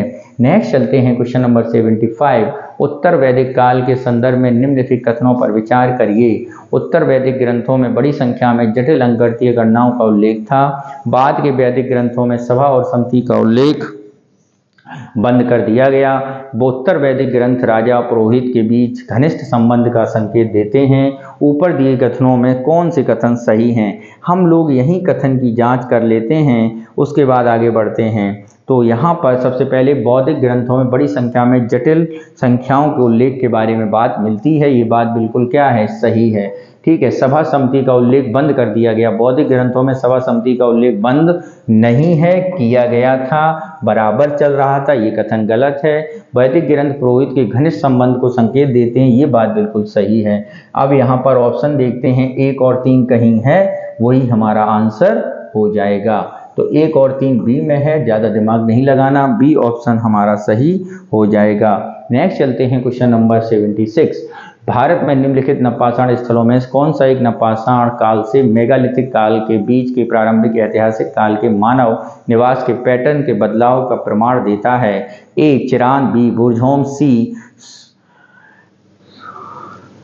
सरत्रु और डी गोमती। तो यहाँ पर यदि हम बात करें, जो बुरझोम है कश्मीर घाटी में सबसे महत्वपूर्ण उत्खनन वाले नवपाषाण स्थल हैं, जहाँ पर परेबास नामक प्राचीन झील और के अवशेष स्थित हैं, और गुफर काल स्थित गड्ढे में आवास करने का उल्लेख भी यहाँ पर मिलता है, यानी बी ऑप्शन हमारा सही होगा। नेक्स्ट चलते हैं क्वेश्चन नंबर 77। पुराणों के अनुसार पानी में डूबी हुई पृथ्वी को बचाने के लिए सूअर का रूप धारण किया, ठीक है। उपरोक्त विवरण वह किसने किया? विष्णु, ब्रह्मा, शिव और कृष्णा। तो ये जो है वर्णन किया गया है बराह अवतार का, तो किसने वर्णन किया है? विष्णु ने किया है। ऑप्शन ए हमारा सही हो जाएगा। नेक्स्ट चलते हैं क्वेश्चन नंबर 78। निम्नलिखित में से कौन सोने के सिक्के जारी करने वाला महाद्वीप की शुरुआत शासकों में से था? ए कुषाण, चोल, चेर और सातवाहन। तो यहाँ पर यदि हम बात करें तो ये कौन सा था? तो मित्रों यहाँ पर यदि हम बात करते हैं तो ये जो था वो थे आपके कुषाण। कौन थे सोने के सिक्के जारी करने वाला? आपका कुषाण था। नेक्स्ट चलते हैं क्वेश्चन नंबर 79। पल्लव वंश के संस्थापक कौन थे? समुद्रगुप्त, पुलकेशिन द्वितीय, विजयालय या सिम्हा-विष्णु। तो यहाँ पर यदि हम बात करें पल्लव वंश के जो संस्थापक थे वो आपके सिम्हा-विष्णु पल्लव वंश के संस्थापक थे। 275 ईस्वी में आपसे 1857 ईस्वी तक अस्तित्व में रहा दक्कन में, यानी ऑप्शन डी हमारा सही होगा। नेक्स्ट चलते हैं क्वेश्चन नंबर 80। सिंधु घाटी सभ्यता का कौन सा स्थल भारत में स्थित है? हड़प्पा, मोहनजोदड़ो, लोथल और नन ऑफ द एबव। तो सिंधु घाटी के सभ्यता का जो स्थल यहाँ पर मौजूद है वो कौन सा था? वो ऑप्शन सी हमारा था। Question number 81। महात्मा बुद्ध का महापरिनिर्वाण कहाँ हुआ था? सारनाथ, कुशीनगर, बोध गया या लुम्बिनी। तो यहाँ पर यदि हम बात करें वो कहाँ पे हुआ था सारनाथ महान परिनिर्वाण यानी मृत्यु, तो वो हुई थी आपकी वो कुशीनगर में। ठीक है, नेक्स्ट चलते हैं क्वेश्चन नंबर 82। निम्नलिखित कथनों पर विचार करें। संगम साहित्य तमिल की शुरुआती कार्यों में से एक है। कवियों की सभाएं जिन्हें संगम कहा जाता है मदुरई शहर में आयोजित की जाती थीं। उपरोक्त में से कौन से कथन सही हैं? तो यहाँ पर यदि हम बात करें उपरोक्त में से ये दोनों कथन क्या हैं? बिल्कुल सही हैं। संगम साहित्य तमिल की शुरुआत कार्यों से की, बिल्कुल सही है। कवियों की सभाएं संगम कहा गया, मदुरई शहर में हुई। चोल, चेर, पांड्य तीन वंश का वर्णन यहाँ पर मिलता है और ये सभाएं चेरों द्वारा कराई गई थी और पल्लवों का इतिहास इसमें वर्णित है, यानी दोनों ऑप्शन हमारे सही हैं, 1 और 2 स्टेटमेंट। नेक्स्ट चलते हैं क्वेश्चन नंबर 83। क्या कह रहा है? प्राचीन भारत के महाजनपदों के बारे में कर प्रणाली के संदर्भ में निम्नलिखित कथनों पर विचार करें। क्या है विचार? फसलों का उत्पादन 1/6 भाग निर्धारित किया गया, बिल्कुल सही है। शिल्पकारों का भी वर्ग के रूप में कार्य करने का उल्लेख हमें मिलता है, बिल्कुल सही है। खरीदे और बेचे गए सामान पर भी टैक्स देना पड़ता था, ये भी सही है। उपरोक्त में से सारे कथन बिल्कुल सही हैं, ऑप्शन डी हमारा सही हो जाएगा। नेक्स्ट चलते हैं क्वेश्चन नंबर 84। क्या है 84? उसे देखते हैं। निम्नलिखित कथजोड़ियों का मिलान करें। विचारक निम्नलिखित में के लिए जाना जाता है। गार्गी शाही बहसों का भाग लिया। सत्यकाम ज्वाला आपके गरीब परिवार में से एक विचारक। पाणिनि एक व्याकरण। तो यहाँ पर यदि हम बात करें गार्गी जो हैं वो महिला हैं जिन्होंने एक याज्ञवल्क्य ऋषि के घमंड को चूर किया था। तो ये जो सुमेलित है ये बिल्कुल सही सुमेलित है। ठीक है, ये क्या है? बिल्कुल सही सुमेलित है। सत्यकाम ज्वाला गरीब परिवार का एक विचारक है और पाणिनि एक व्याकरणविद है, यानी ABC ऑप्शन सी डी हमारा बिल्कुल सही हो जाएगा। नेक्स्ट चलते हैं क्वेश्चन नंबर 85। क्या है? ऋग्वेद के संदर्भ में निम्नलिखित कथनों पर विचार करें। ऋग्वेद के सभी सूक्त पुरुषों द्वारा रचित थे। ऋग्वेद की भाषा संस्कृत और वैदिक संस्कृत है, या वैदिक ऋग्वेद के पढ़ने के बजाय पढ़ा या सुना जाता है। ऋग्वेद सभी वेदों में सबसे प्राचीन है। तो यहाँ पर यदि हम ऋग्वेद के बारे में बात करते हैं तो ऋग्वेद के बारे में जो पहली बात की गई है सभी सूक्त पुरुषों द्वारा रचित हैं, ये तथ्यात्मक रूप से सही नहीं है, अपूर्व से बताया गया है। ठीक है, ऋग्वेद की भाषा संस्कृत और वैदिक संस्कृत है, सही है। ऋग्वेद पढ़ने के बजाय सुना जाता है, ये भी सही है। ऋग्वेद सभी वेदों में सबसे प्राचीन है, ये भी सही है। तो 2, 3, 4 यानी बी ऑप्शन हमारा सही हो जाएगा। नेक्स्ट चलते हैं क्वेश्चन नंबर 86। मेगालिथ संदर्भ में निम्नलिखित में से कौन सा कथन सही है, नहीं है? खोजों से पता चलता है कि जिन लोगों को दफनाया गया था उनकी स्थिति में कुछ अंतर था।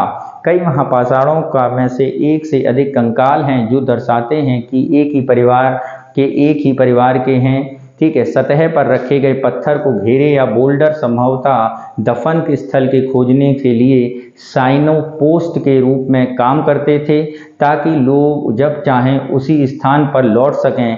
बाद में मरने वाले शवों को डेथ हॉल के माध्यम से कब्र में लाया गया। तो मेगालिथ के बारे में जो ये बातें की गई हैं, ये बात जो डी बात है वो सही नहीं है, बाकी ये सारी बातें बिल्कुल सही हैं, जबकि हमें गलत ही ढूंढना था, ऑप्शन डी हमारा सही होगा। नेक्स्ट चलते हैं क्वेश्चन नंबर 87। निम्नलिखित पर पुरातात्विक स्थलों के दक्षिण की ओर व्यवस्थित करें। बुर्ज होम। क्या है? बुर्ज होम। तो देखते हैं भाई बुर्ज होम क्या कह रहा है। ठीक।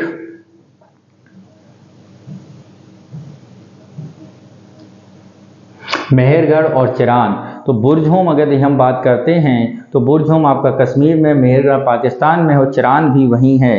तो यहाँ पर यदि हम मिलान करेंगे तो मिलान ऊपर से नीचे आएंगे तो यही क्रम आपका 3, 2, 1 जाएगा।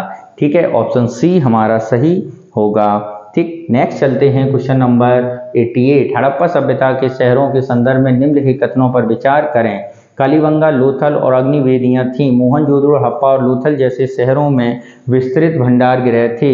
ऊपर दिया गया कौन सा कथन सही है? 1, 2, बोथ 1 और 2, नाइदर 1 और 2। तो यहाँ पर यदि हम बात करें कौन सा कथन यहाँ पर सही है, तो यहाँ पर ये दोनों कथन बिल्कुल सही हैं। ठीक है, ऑप्शन सी हमारा सही होगा। नेक्स्ट चलते हैं क्वेश्चन नंबर 89। उत्तर वैदिक काल के संदर्भ में निम्नलिखित कथनों पर विचार करें। सामवेद, यजुर्वेद, अथर्ववेद और उत्तर वैदिक ग्रंथ कहा जाता है। जो लोग वर्ण व्यवस्था स्वीकार नहीं करते थे उन्हें राजा पुरोहित से श्रेष्ठ मानते थे। उपरोक्त में से कौन सा कथन सही है? तो उपरोक्त में से यदि हम बात करें कौन सा कथन सही होगा, तो मित्रों उपरोक्त में से दोनों कथन ये बिल्कुल सही हैं, यानी ऑप्शन जो है वो सी हमारा सही होगा। नेक्स्ट चलते हैं क्वेश्चन नंबर 90। जब ऋग्वेद की रचना उपमहाद्वीप के पश्चिम में हो रही थी तब कहीं और अन्य विकास भी हो रहे थे जिनमें मेगालिथ का निर्माण भी शामिल था। मेगालिथ खड़ा करने की प्रथा के संदर्भ में निम्नलिखित में से पर विचार करें। यह प्रथा केवल दक्कन और दक्षिण भारत में प्रचलित थी, जबकि कुछ मेगालिथ सतह और पर देखे जा सकते थे। अन्य मेगालिथ दफन अक्सर भूमिगत होते थे। ऊपर दिए गए कथनों में से कौन सा कथन गलत है? तो यहाँ पर यदि हम बात करते हैं तो केवल एक कथन गलत है और वो कथन है केवल दक्कन और दक्षिण भारत में प्रचलित थी, जबकि ये पूरे भारत में थी। ओनली एक हमारा गलत होगा, वो पहला है। ठीक है, यानी ऑप्शन ए हमारा यहाँ पर सही हो जाएगा। नेक्स्ट चलते हैं क्वेश्चन नंबर 91। ऋग्वेद युद्धों के संदर्भ में निम्नलिखित में से कौन सा कथन सही नहीं है? युद्धों के लिए कोई नियमित सेना नहीं थी। जमीन के लिए भी लड़ाइयाँ लड़ी गईं। जो धन प्राप्त हुआ उसे नेताओं और पुजारियों ने रख लिया। इस काल में मवेशियों को पकड़ने और लड़ाइयाँ लड़ी जाती थीं। प्राचीन स्थल मेहरगढ़ के संदर्भ में से कौन सा कथन सत्य है? तो यहाँ पर यदि हम बात करें कौन सा कथन सत्य है, तो यहाँ पर जो कथन सत्य हैं वो आपका कौन सा कथन सत्य है? वो ऑप्शन सी हमारा सत्य नहीं है, क्योंकि यह धन प्राप्त हुआ उसे नेताओं और पुजारियों ने रख लिया। ये कथन पूर्णतः गलत है। नेक्स्ट चलते हैं क्वेश्चन नंबर 92। क्या कह रहा है 92? क्या है? प्राचीन स्थल मेहरगढ़ के बारे में निम्नलिखित में से कौन सा कथन सत्य है? देखिए जरा कथन, यह एक नवपाषाण कालीन स्थल है, बिल्कुल सही है। नवपाषाण कालीन स्थल है, गलत है। नवपाषाण कालीन स्थल नहीं है, सिंधु घाटी सभ्यता का स्थल है।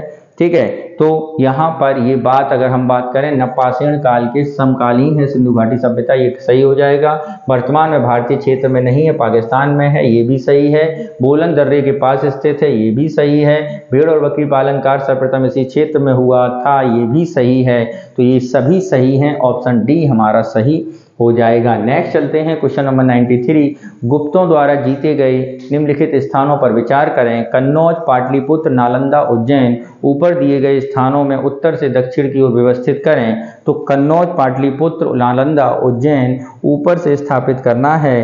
तो यदि हम इन्हें ऊपर से स्थापित करेंगे तो जो क्रम दिया गया है वही क्रम इसका रहेगा, यानी 1, 2, 3, 4, यानी ऑप्शन डी हमारा सही हो जाएगा। ठीक है, नेक्स्ट है 94। निम्नलिखित में से कौन सा गलत है? सुमेलित करें। समंथा, सैन्य नेता, नागाराम, राजस्व संग्रहकर्ता, बाणभट्ट, हर्षवर्धन, रविकीर्ति, पुलकेशिन द्वितीय।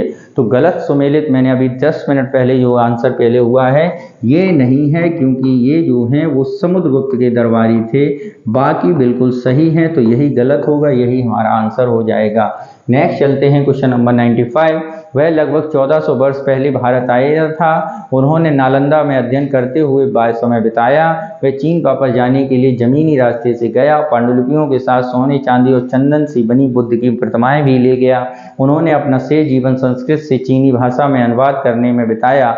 यह चीनी यात्री कौन थे? तो यह चीनी यात्री जो थे उनके बारे में यदि हम बात करें तो ये चीनी यात्री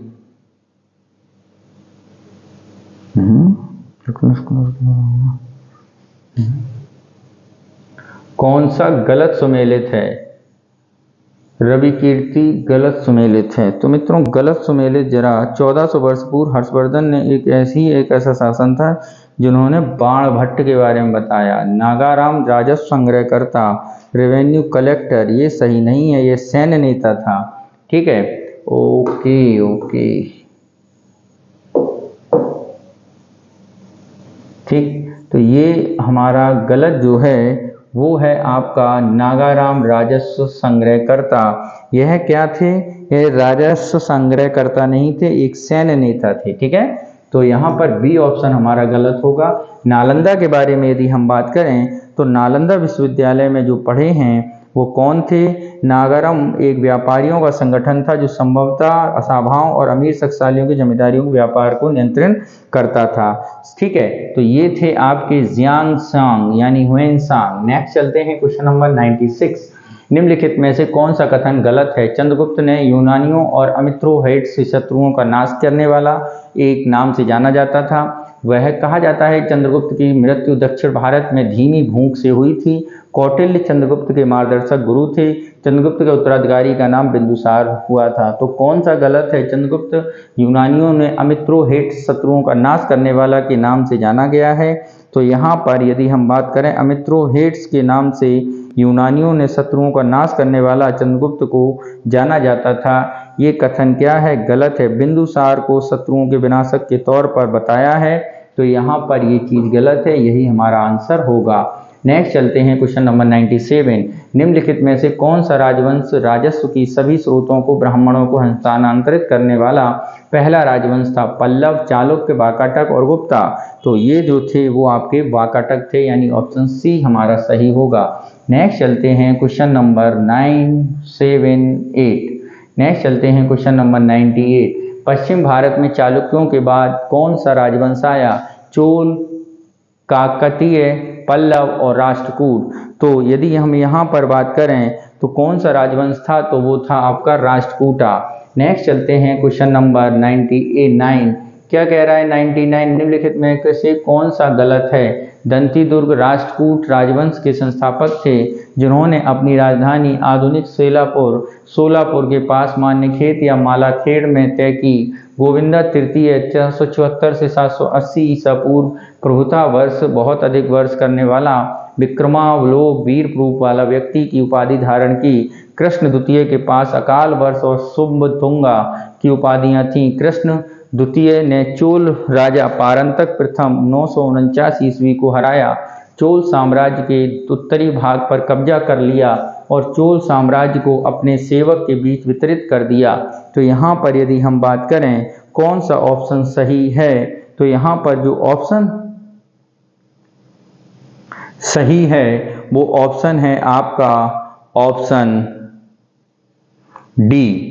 कृष्ण द्वितीय ने चोल साम्राज्य को उत्तरी भाग पर कब्जा किया, ये कथन गलत है। नेक्स्ट चलते हैं क्वेश्चन नंबर 100। निम्नलिखित में से कौन सी निम्नलिखित उपाधियां दे दी गईं? जुगतुंगा दुनिया का प्रमुख, कीर्ति नारायण प्रसिद्धि के संबंध में बहुत ही नारायण, जनवल्लभ लोगों का प्रसिद्ध पसंदीदा, त्रिभुवन धौला तीनों लोगों का शुद्ध, प्रभुता वर्ष प्रचुर वर्षा करने वाला, श्री वल्लभ। तो ये जो उपाधि दी गई है ये किसे दी गई थी? तो ये उपाधि दी गई थी गोविंद तृतीय को। ऑप्शन सी हमारा सही होगा। नेक्स्ट चलते हैं क्वेश्चन नंबर 101 यानी 101। निम्न में कौन सा सही है? तो पहला क्या है? निम्न में कौन सा सही है? विनय पिटक भिक्षुओं और भिक्षुणियों के मठवासी जीवन के बारे में बात की जाता है, ठीक है। और सुत्त पिटक बुद्ध की मुख्य शिक्षा है, ठीक है। अभिधम पिटक भिक्षुओं के विविधतापूर्ण दार्शनिक विश्लेषण और विस्तृतीकरण है। ये तीनों बातें बिल्कुल सही हैं, यानी ऑप्शन डी हमारा सही होगा। नेक्स्ट चलते हैं क्वेश्चन नंबर 102। भारत में धार्मिक इतिहास के संदर्भ में निम्नलिखित कथनों पर विचार करें। स्थरविरदवादीन महायान बौद्ध धर्म से संबंधित हैं। लोकोत्तरवादीन संप्रदाय बौद्ध धर्म महासांगिक संप्रदाय की एक शाखा थी। महासांगिकों द्वारा बुद्ध को देवता मानने से महायान बौद्ध धर्म को बढ़ावा मिला।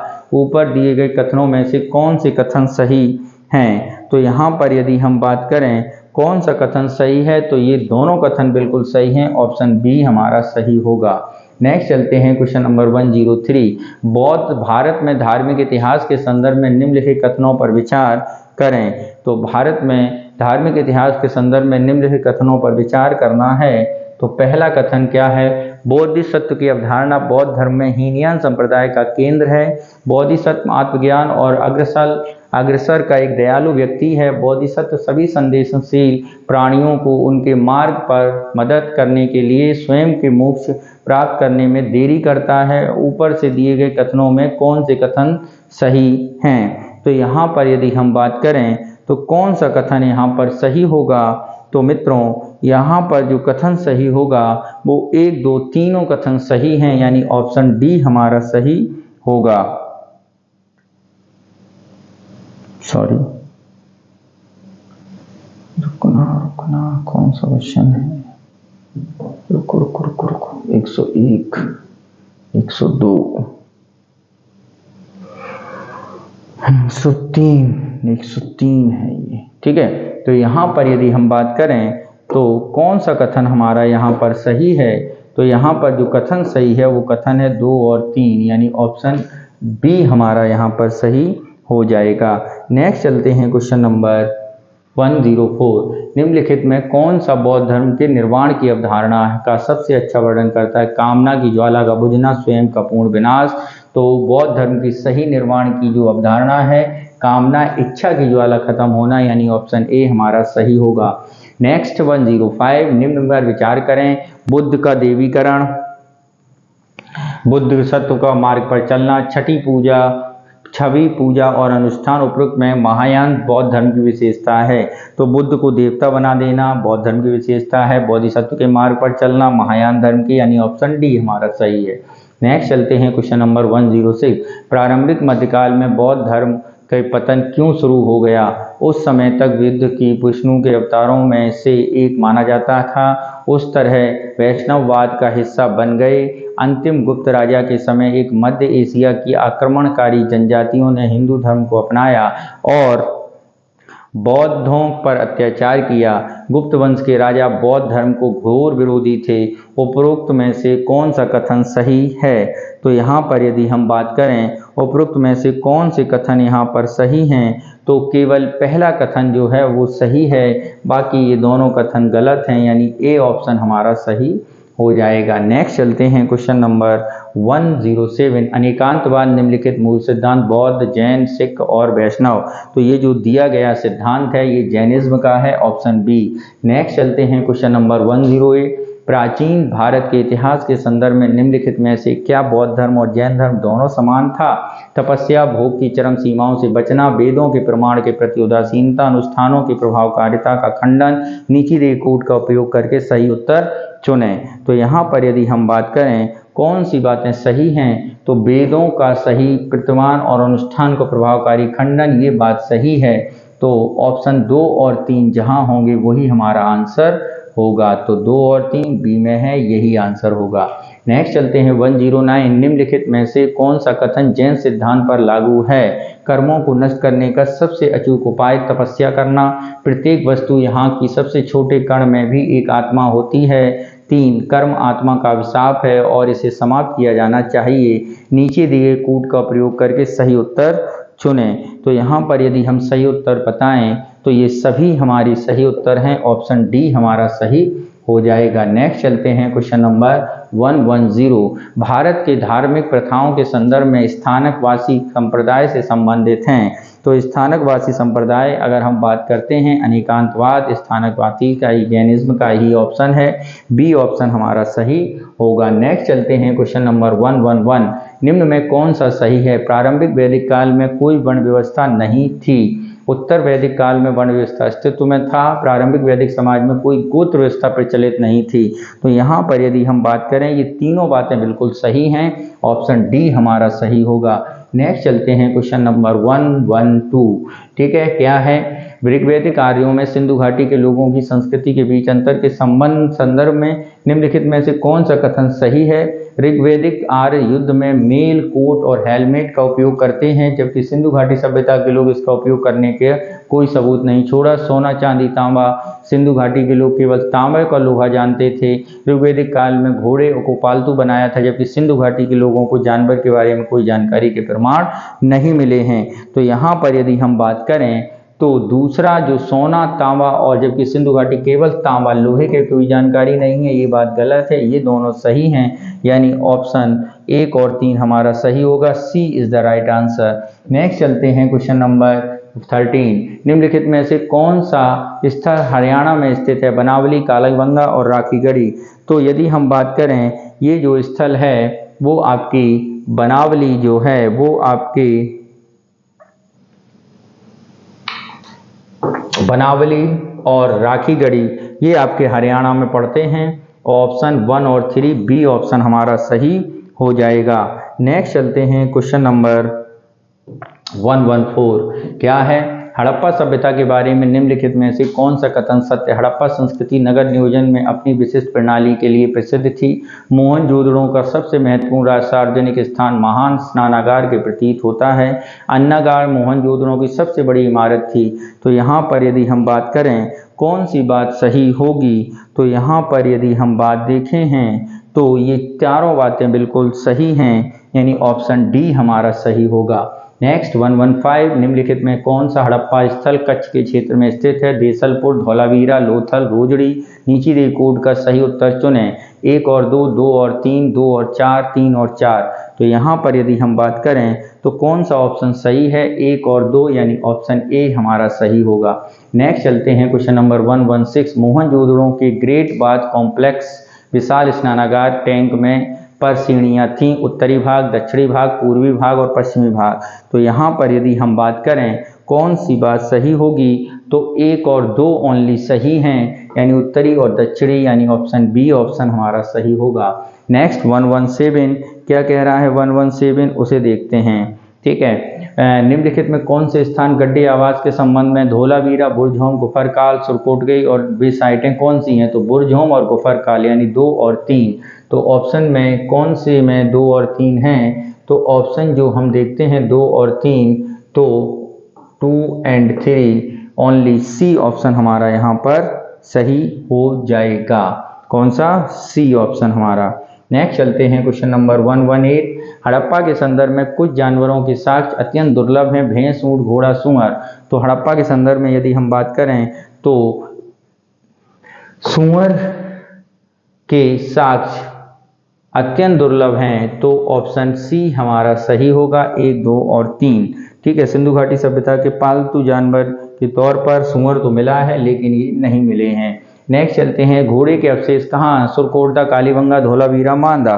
तो ये जो हमें मिले हैं ये कहाँ पर मिले हैं? तो ये मिले हैं आपके सुरकोटदा में मिले हैं, कालीबंगा में मिले हैं और धौलावीरा में मिले हैं, यानी ऑप्शन बी हमारा सही होगा। नेक्स्ट चलते हैं क्वेश्चन नंबर 120। हड़प्पा सभ्यता के संबंध में निम्नलिखित में से कौन से कथन सही हैं? गेहूं की 3 प्रमुख प्रजातियां पाई जाती थी। जौ 3 किस्मों की खेती की जाती थी। मसूर की खेती की जाती थी। तो यहाँ पर यदि हम बात कर रहे हैं तो ये चारों बातें बिल्कुल सही हैं। नेक्स्ट चलते हैं क्वेश्चन नंबर 121। निम्नलिखित में किस हड़प्पा स्थल पर शल्य चिकित्सा का सबसे पहला साक्ष्य मिला? धौलावीरा, कालीबंगा, मोहनजोदड़ो, हड़प्पा। तो शल्य चिकित्सा का अगर हम साक्ष्य की बारे में बात करें तो शल्य चिकित्सा का जो साक्ष्य हमें मिला है वो कालीबंगा के विद्यार्थियों के नोट्स में मिला है। नेक्स्ट चलते हैं क्वेश्चन नंबर 122। क्या कह रहा है 122 कि सिंधु घाटी सभ्यता के संबंध में निम्नलिखित कथनों पर विचार करें। हड़प्पा सील संभवतः हड़प्पा सभ्यता की सबसे विशिष्ट विशेषता है। सारटुगई नामक स्थल पर नहर सिंचाई के साक्ष्य मिले हैं। मोहनजोदड़ो अनियोजित ढंग से बनाया गया शहर था। तांबा कर्नाटक के कोलार क्षेत्र से लाया जाता था। तो यहाँ पर आपको गलत बताना है, तो गलत यहाँ पर कई हैं मित्रों। जैसे अगर हम बात करें अनुयोजित बिल्कुल नहीं, नियोजित था, ये बात बिल्कुल। तांबा कर्नाटक से नहीं, राजस्थान की से लाया जाता था। तो 2, 3 और 4 गलत हैं, यानी सी ऑप्शन हमारा सही होगा। नेक्स्ट चलते हैं क्वेश्चन नंबर 123। मौर्य साम्राज्य के बारे में निम्नलिखित कथनों पर विचार करें। गुप्त साम्राज्य 5 प्रमुख राजनीतिक केंद्र, मेगास्थनीज की इंडिका साम्राज्य के बारे में लिखा। अशोक ने 321 ईसा पूर्व मौर्य साम्राज्य की स्थापना की थी। अशोक के संसाधनों को बौद्ध धर्म के प्रसार किया। कौन सा कथन सही है? तो ये तो कथन बिल्कुल गलत है। ठीक है, तो आगे अगर हम देखें कौन सा कथन सही है, तो 1, 2 और 4 सही है। ठीक, 1, 2, 4 यानी ए ऑप्शन हमारा सही होगा। नेक्स्ट चलते हैं क्वेश्चन नंबर 1 to 4। स्वतंत्रता के बाद भारत में सबसे अधिक संख्या में स्थल कहाँ पर मिले हैं? गुजरात, हरियाणा, राजस्थान, उत्तर प्रदेश। तो स्वतंत्रता के बाद सबसे ज़्यादा जो स्थल मिले हैं वो हमें मिले हैं गुजरात में, यानी ऑप्शन बी ए हमारा सही है। नेक्स्ट चलते हैं क्वेश्चन नंबर 1 to 5। निम्नलिखित में से किस शासक ने इस शिलालेख के माध्यम से अपनी प्रजा को सलाह दी, जो कोई अपने संप्रदाय के प्रति अत्यधिक समर्पण के कारण अपने ही संप्रदाय की महिमा करने की दृष्टि से अपने धार्मिक संप्रदाय की प्रशंसा करता है, वह गंभीर चोट पहुंचाता है? अशोक, समुद्रगुप्त, हर्षवर्धन, कृष्णदेव राय। तो ये जो बात की गई है ये की गई है सम्राट अशोक के द्वारा। नेक्स्ट चलते हैं 1 to 6। प्राचीन भारत में गिल्डों यानी श्रेणी के संदर्भ में निम्नलिखित जिन्होंने देश की अर्थव्यवस्था की प्रमुख महत्वपूर्ण भूमिका निभाई, निम्नलिखित में से कौन से कथन सही है? प्रत्येक गिल्ड श्रेणी राज्य की केंद्रीय सत्ता के साथ पंजीकृत थी। राजा उन पर प्रमुख प्रशासनिक प्राधिकारी था। मजदूरी, काम के नियम, मानक और कीमतें गिल्ड द्वारा तय की जाती थीं। गिल्ड के पास अपने सदस्यों पर न्यायिक शक्तियां थीं। नीचे दिए गए कूट का उपयोग करके सही उत्तर चुनें। तो सही उत्तर के बारे में यदि हम बात करें तो ऑप्शन सी हमारा सही होगा। नेक्स्ट चलते हैं क्वेश्चन नंबर 1 to 7। 8वीं शताब्दी के संत शंकराचार्य के लिए निम्नलिखित में से कौन सा कथन सत्य नहीं है? उन्होंने भारत के विभिन्न हिस्सों में 4 धार्मिक केंद्र स्थापित किए। उन्होंने बौद्ध धर्म और जैन धर्म के प्रसार के प्रतिकार किया और उन्हें प्रयाग में तीर्थराज का नाम दिया। वेदांत का प्रचार किया। तो 8वीं शताब्दी के संत शंकराचार्य में निम्नलिखित में से कौन सा कथन सत्य नहीं है? तो ही अगर हम बात करते हैं कि उन्होंने प्रयाग को तीर्थराज का नाम दिया, ये कथन बिल्कुल गलत है। शंकराचार्य, जिन्हें शंकर कहा जाता है, 8वीं शताब्दी में केरल के कलाडी गांव में हुआ था और हिंदू धर्म और जैन धर्म बौद्ध धर्म के आगमन के कारण हिंदू धर्म का प्रचार कम हो गया था और उसे दोबारा से उन्होंने स्थापित किया। वेदांत की महत्व को वकालत की और 4 तीर्थ स्थापित किए, लेकिन प्रयागराज का नाम तीर्थराज नहीं दिया। ये ऑप्शन सी हमारा गलत है। ठीक है, तो प्रयागराज की अगर हम बात करें तो प्रयाग हिंदुओं के पवित्र ग्रंथों, वेदों, पुराणों में प्रयाग का उल्लेख मिलता है और उसे तीर्थराज कहा जाता है। ठीक है, नेक्स्ट चलते हैं क्वेश्चन नंबर 1 to 8। क्या है 1 to 8? इसे देखते हैं। निम्नलिखित में कौन सी जोड़ी सुमेलित नहीं है? रवि कीर्ति, भवभूति, हरिसेन और दांडी। तो यहाँ पर यदि हम बात करें कौन सा सही सुमेलित नहीं है?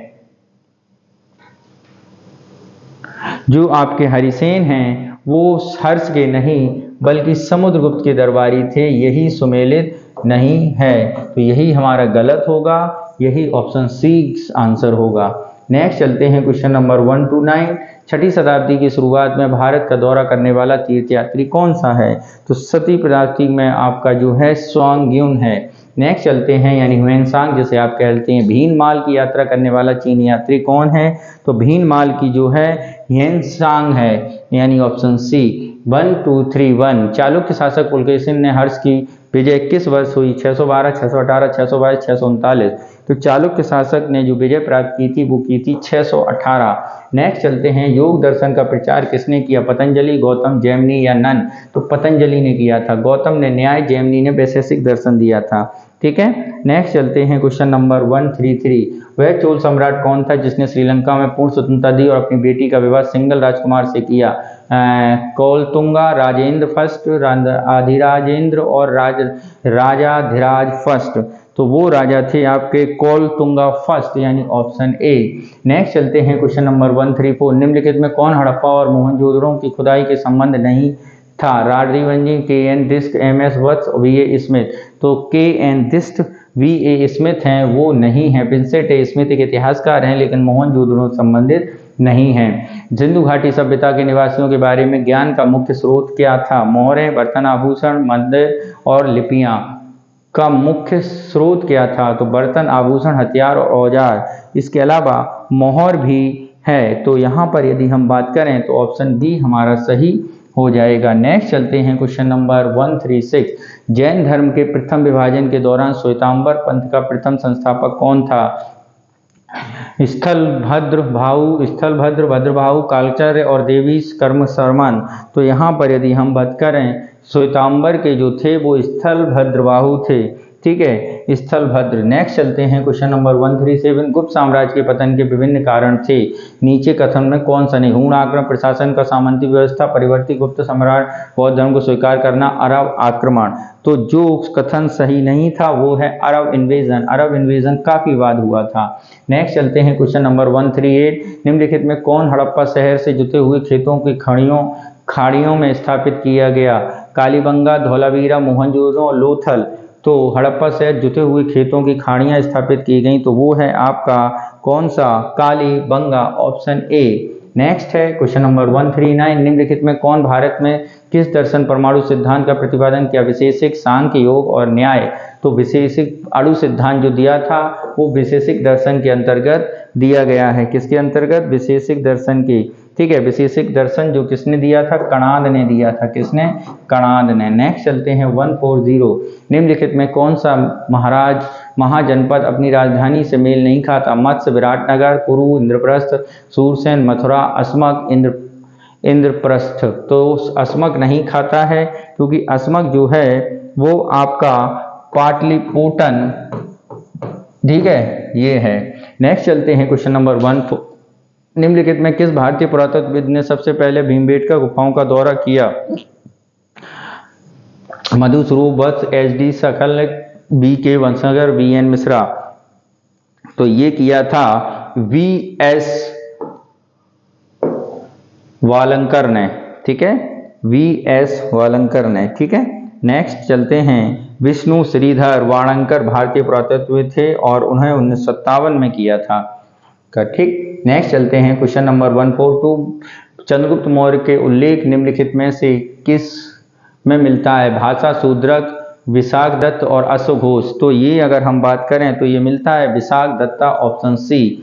पाटलिपुत्र की पहली बार किस शासक ने राजधानी के रूप में चुना था? तो पाटलिपुत्र को पहली बार यदि हम बात करते हैं तो किसने चुना था? देखते हैं इधर कौन कौन से ऑप्शन हैं। तो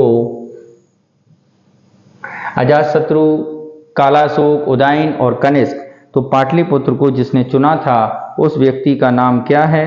तो उस व्यक्ति का नाम है उदयन, ऑप्शन सी। नेक्स्ट चलते हैं 144। निम्नलिखित मौर्य शासकों को किसने दक्कन विजय की प्राप्त की? अशोक, चंद्रगुप्त मौर्य, बिंदुसार और कुणाल। तो दक्कन विजय के बारे में सबसे पहले चंद्रगुप्त ने प्राप्त की। मेगास्थनीज भारतीय समाज को कितनी श्रेणी में बांटा था? तो मेगास्थनीज ने भारतीय समाज को 7 श्रेणी में बांटा था, जिसमें दार्शनिक, किसान, चरवाहे, कारीगर, सैनिक, पर्यवेक्षण और पार्षद थे। नेक्स्ट चलते हैं क्वेश्चन नंबर 14। हड़प्पा काल की उन्नत जल प्रबंधन प्रणाली का पता लगाया? धौलावीरा, लोथल, कालीबंगा और आलमगीरपुर। तो ये पता लगाया गया था किसने? धौलावीरा में, ऑप्शन ए। नेक्स्ट है गायत्री मंत्र का नाम प्रसिद्ध मंत्र सबसे प्रारंभिक घटना निम्नलिखित में से किस में पाठ हुई? भगवत गीता में, अथर्ववेद में, ऋग्वेद में या मनुस्मृति में? तो ये बात की गई है सबसे पहले ऋग्वेद में, ऑप्शन सी। विशिष्ट विश्वामित्र द्वारा इसका प्रतिपादन किया गया था। निम्नलिखित में किस शिलालेख ने विधवा दाह की घटना का उल्लेख है? बुद्धगुप्त एरन, समुद्रगुप्त का एरन स्तंभ लेख, भानुगुप्त का एरन, तुरम्मा एरन सुअर शिलालेख। तो ये जो किया गया था एरन का इंस्क्रिप्शन और भानुगुप्त, यानी ऑप्शन सी हमारा सही होगा। नेक्स्ट चलते हैं क्वेश्चन नंबर 149। प्रारंभिक वैदिक साहित्य किस नदी में सबसे अधिक है? तो प्रारंभिक वैदिक साहित्य में सिंधु नदी का सर्वाधिक उल्लेख है। नेक्स्ट चलते हैं क्वेश्चन नंबर 150।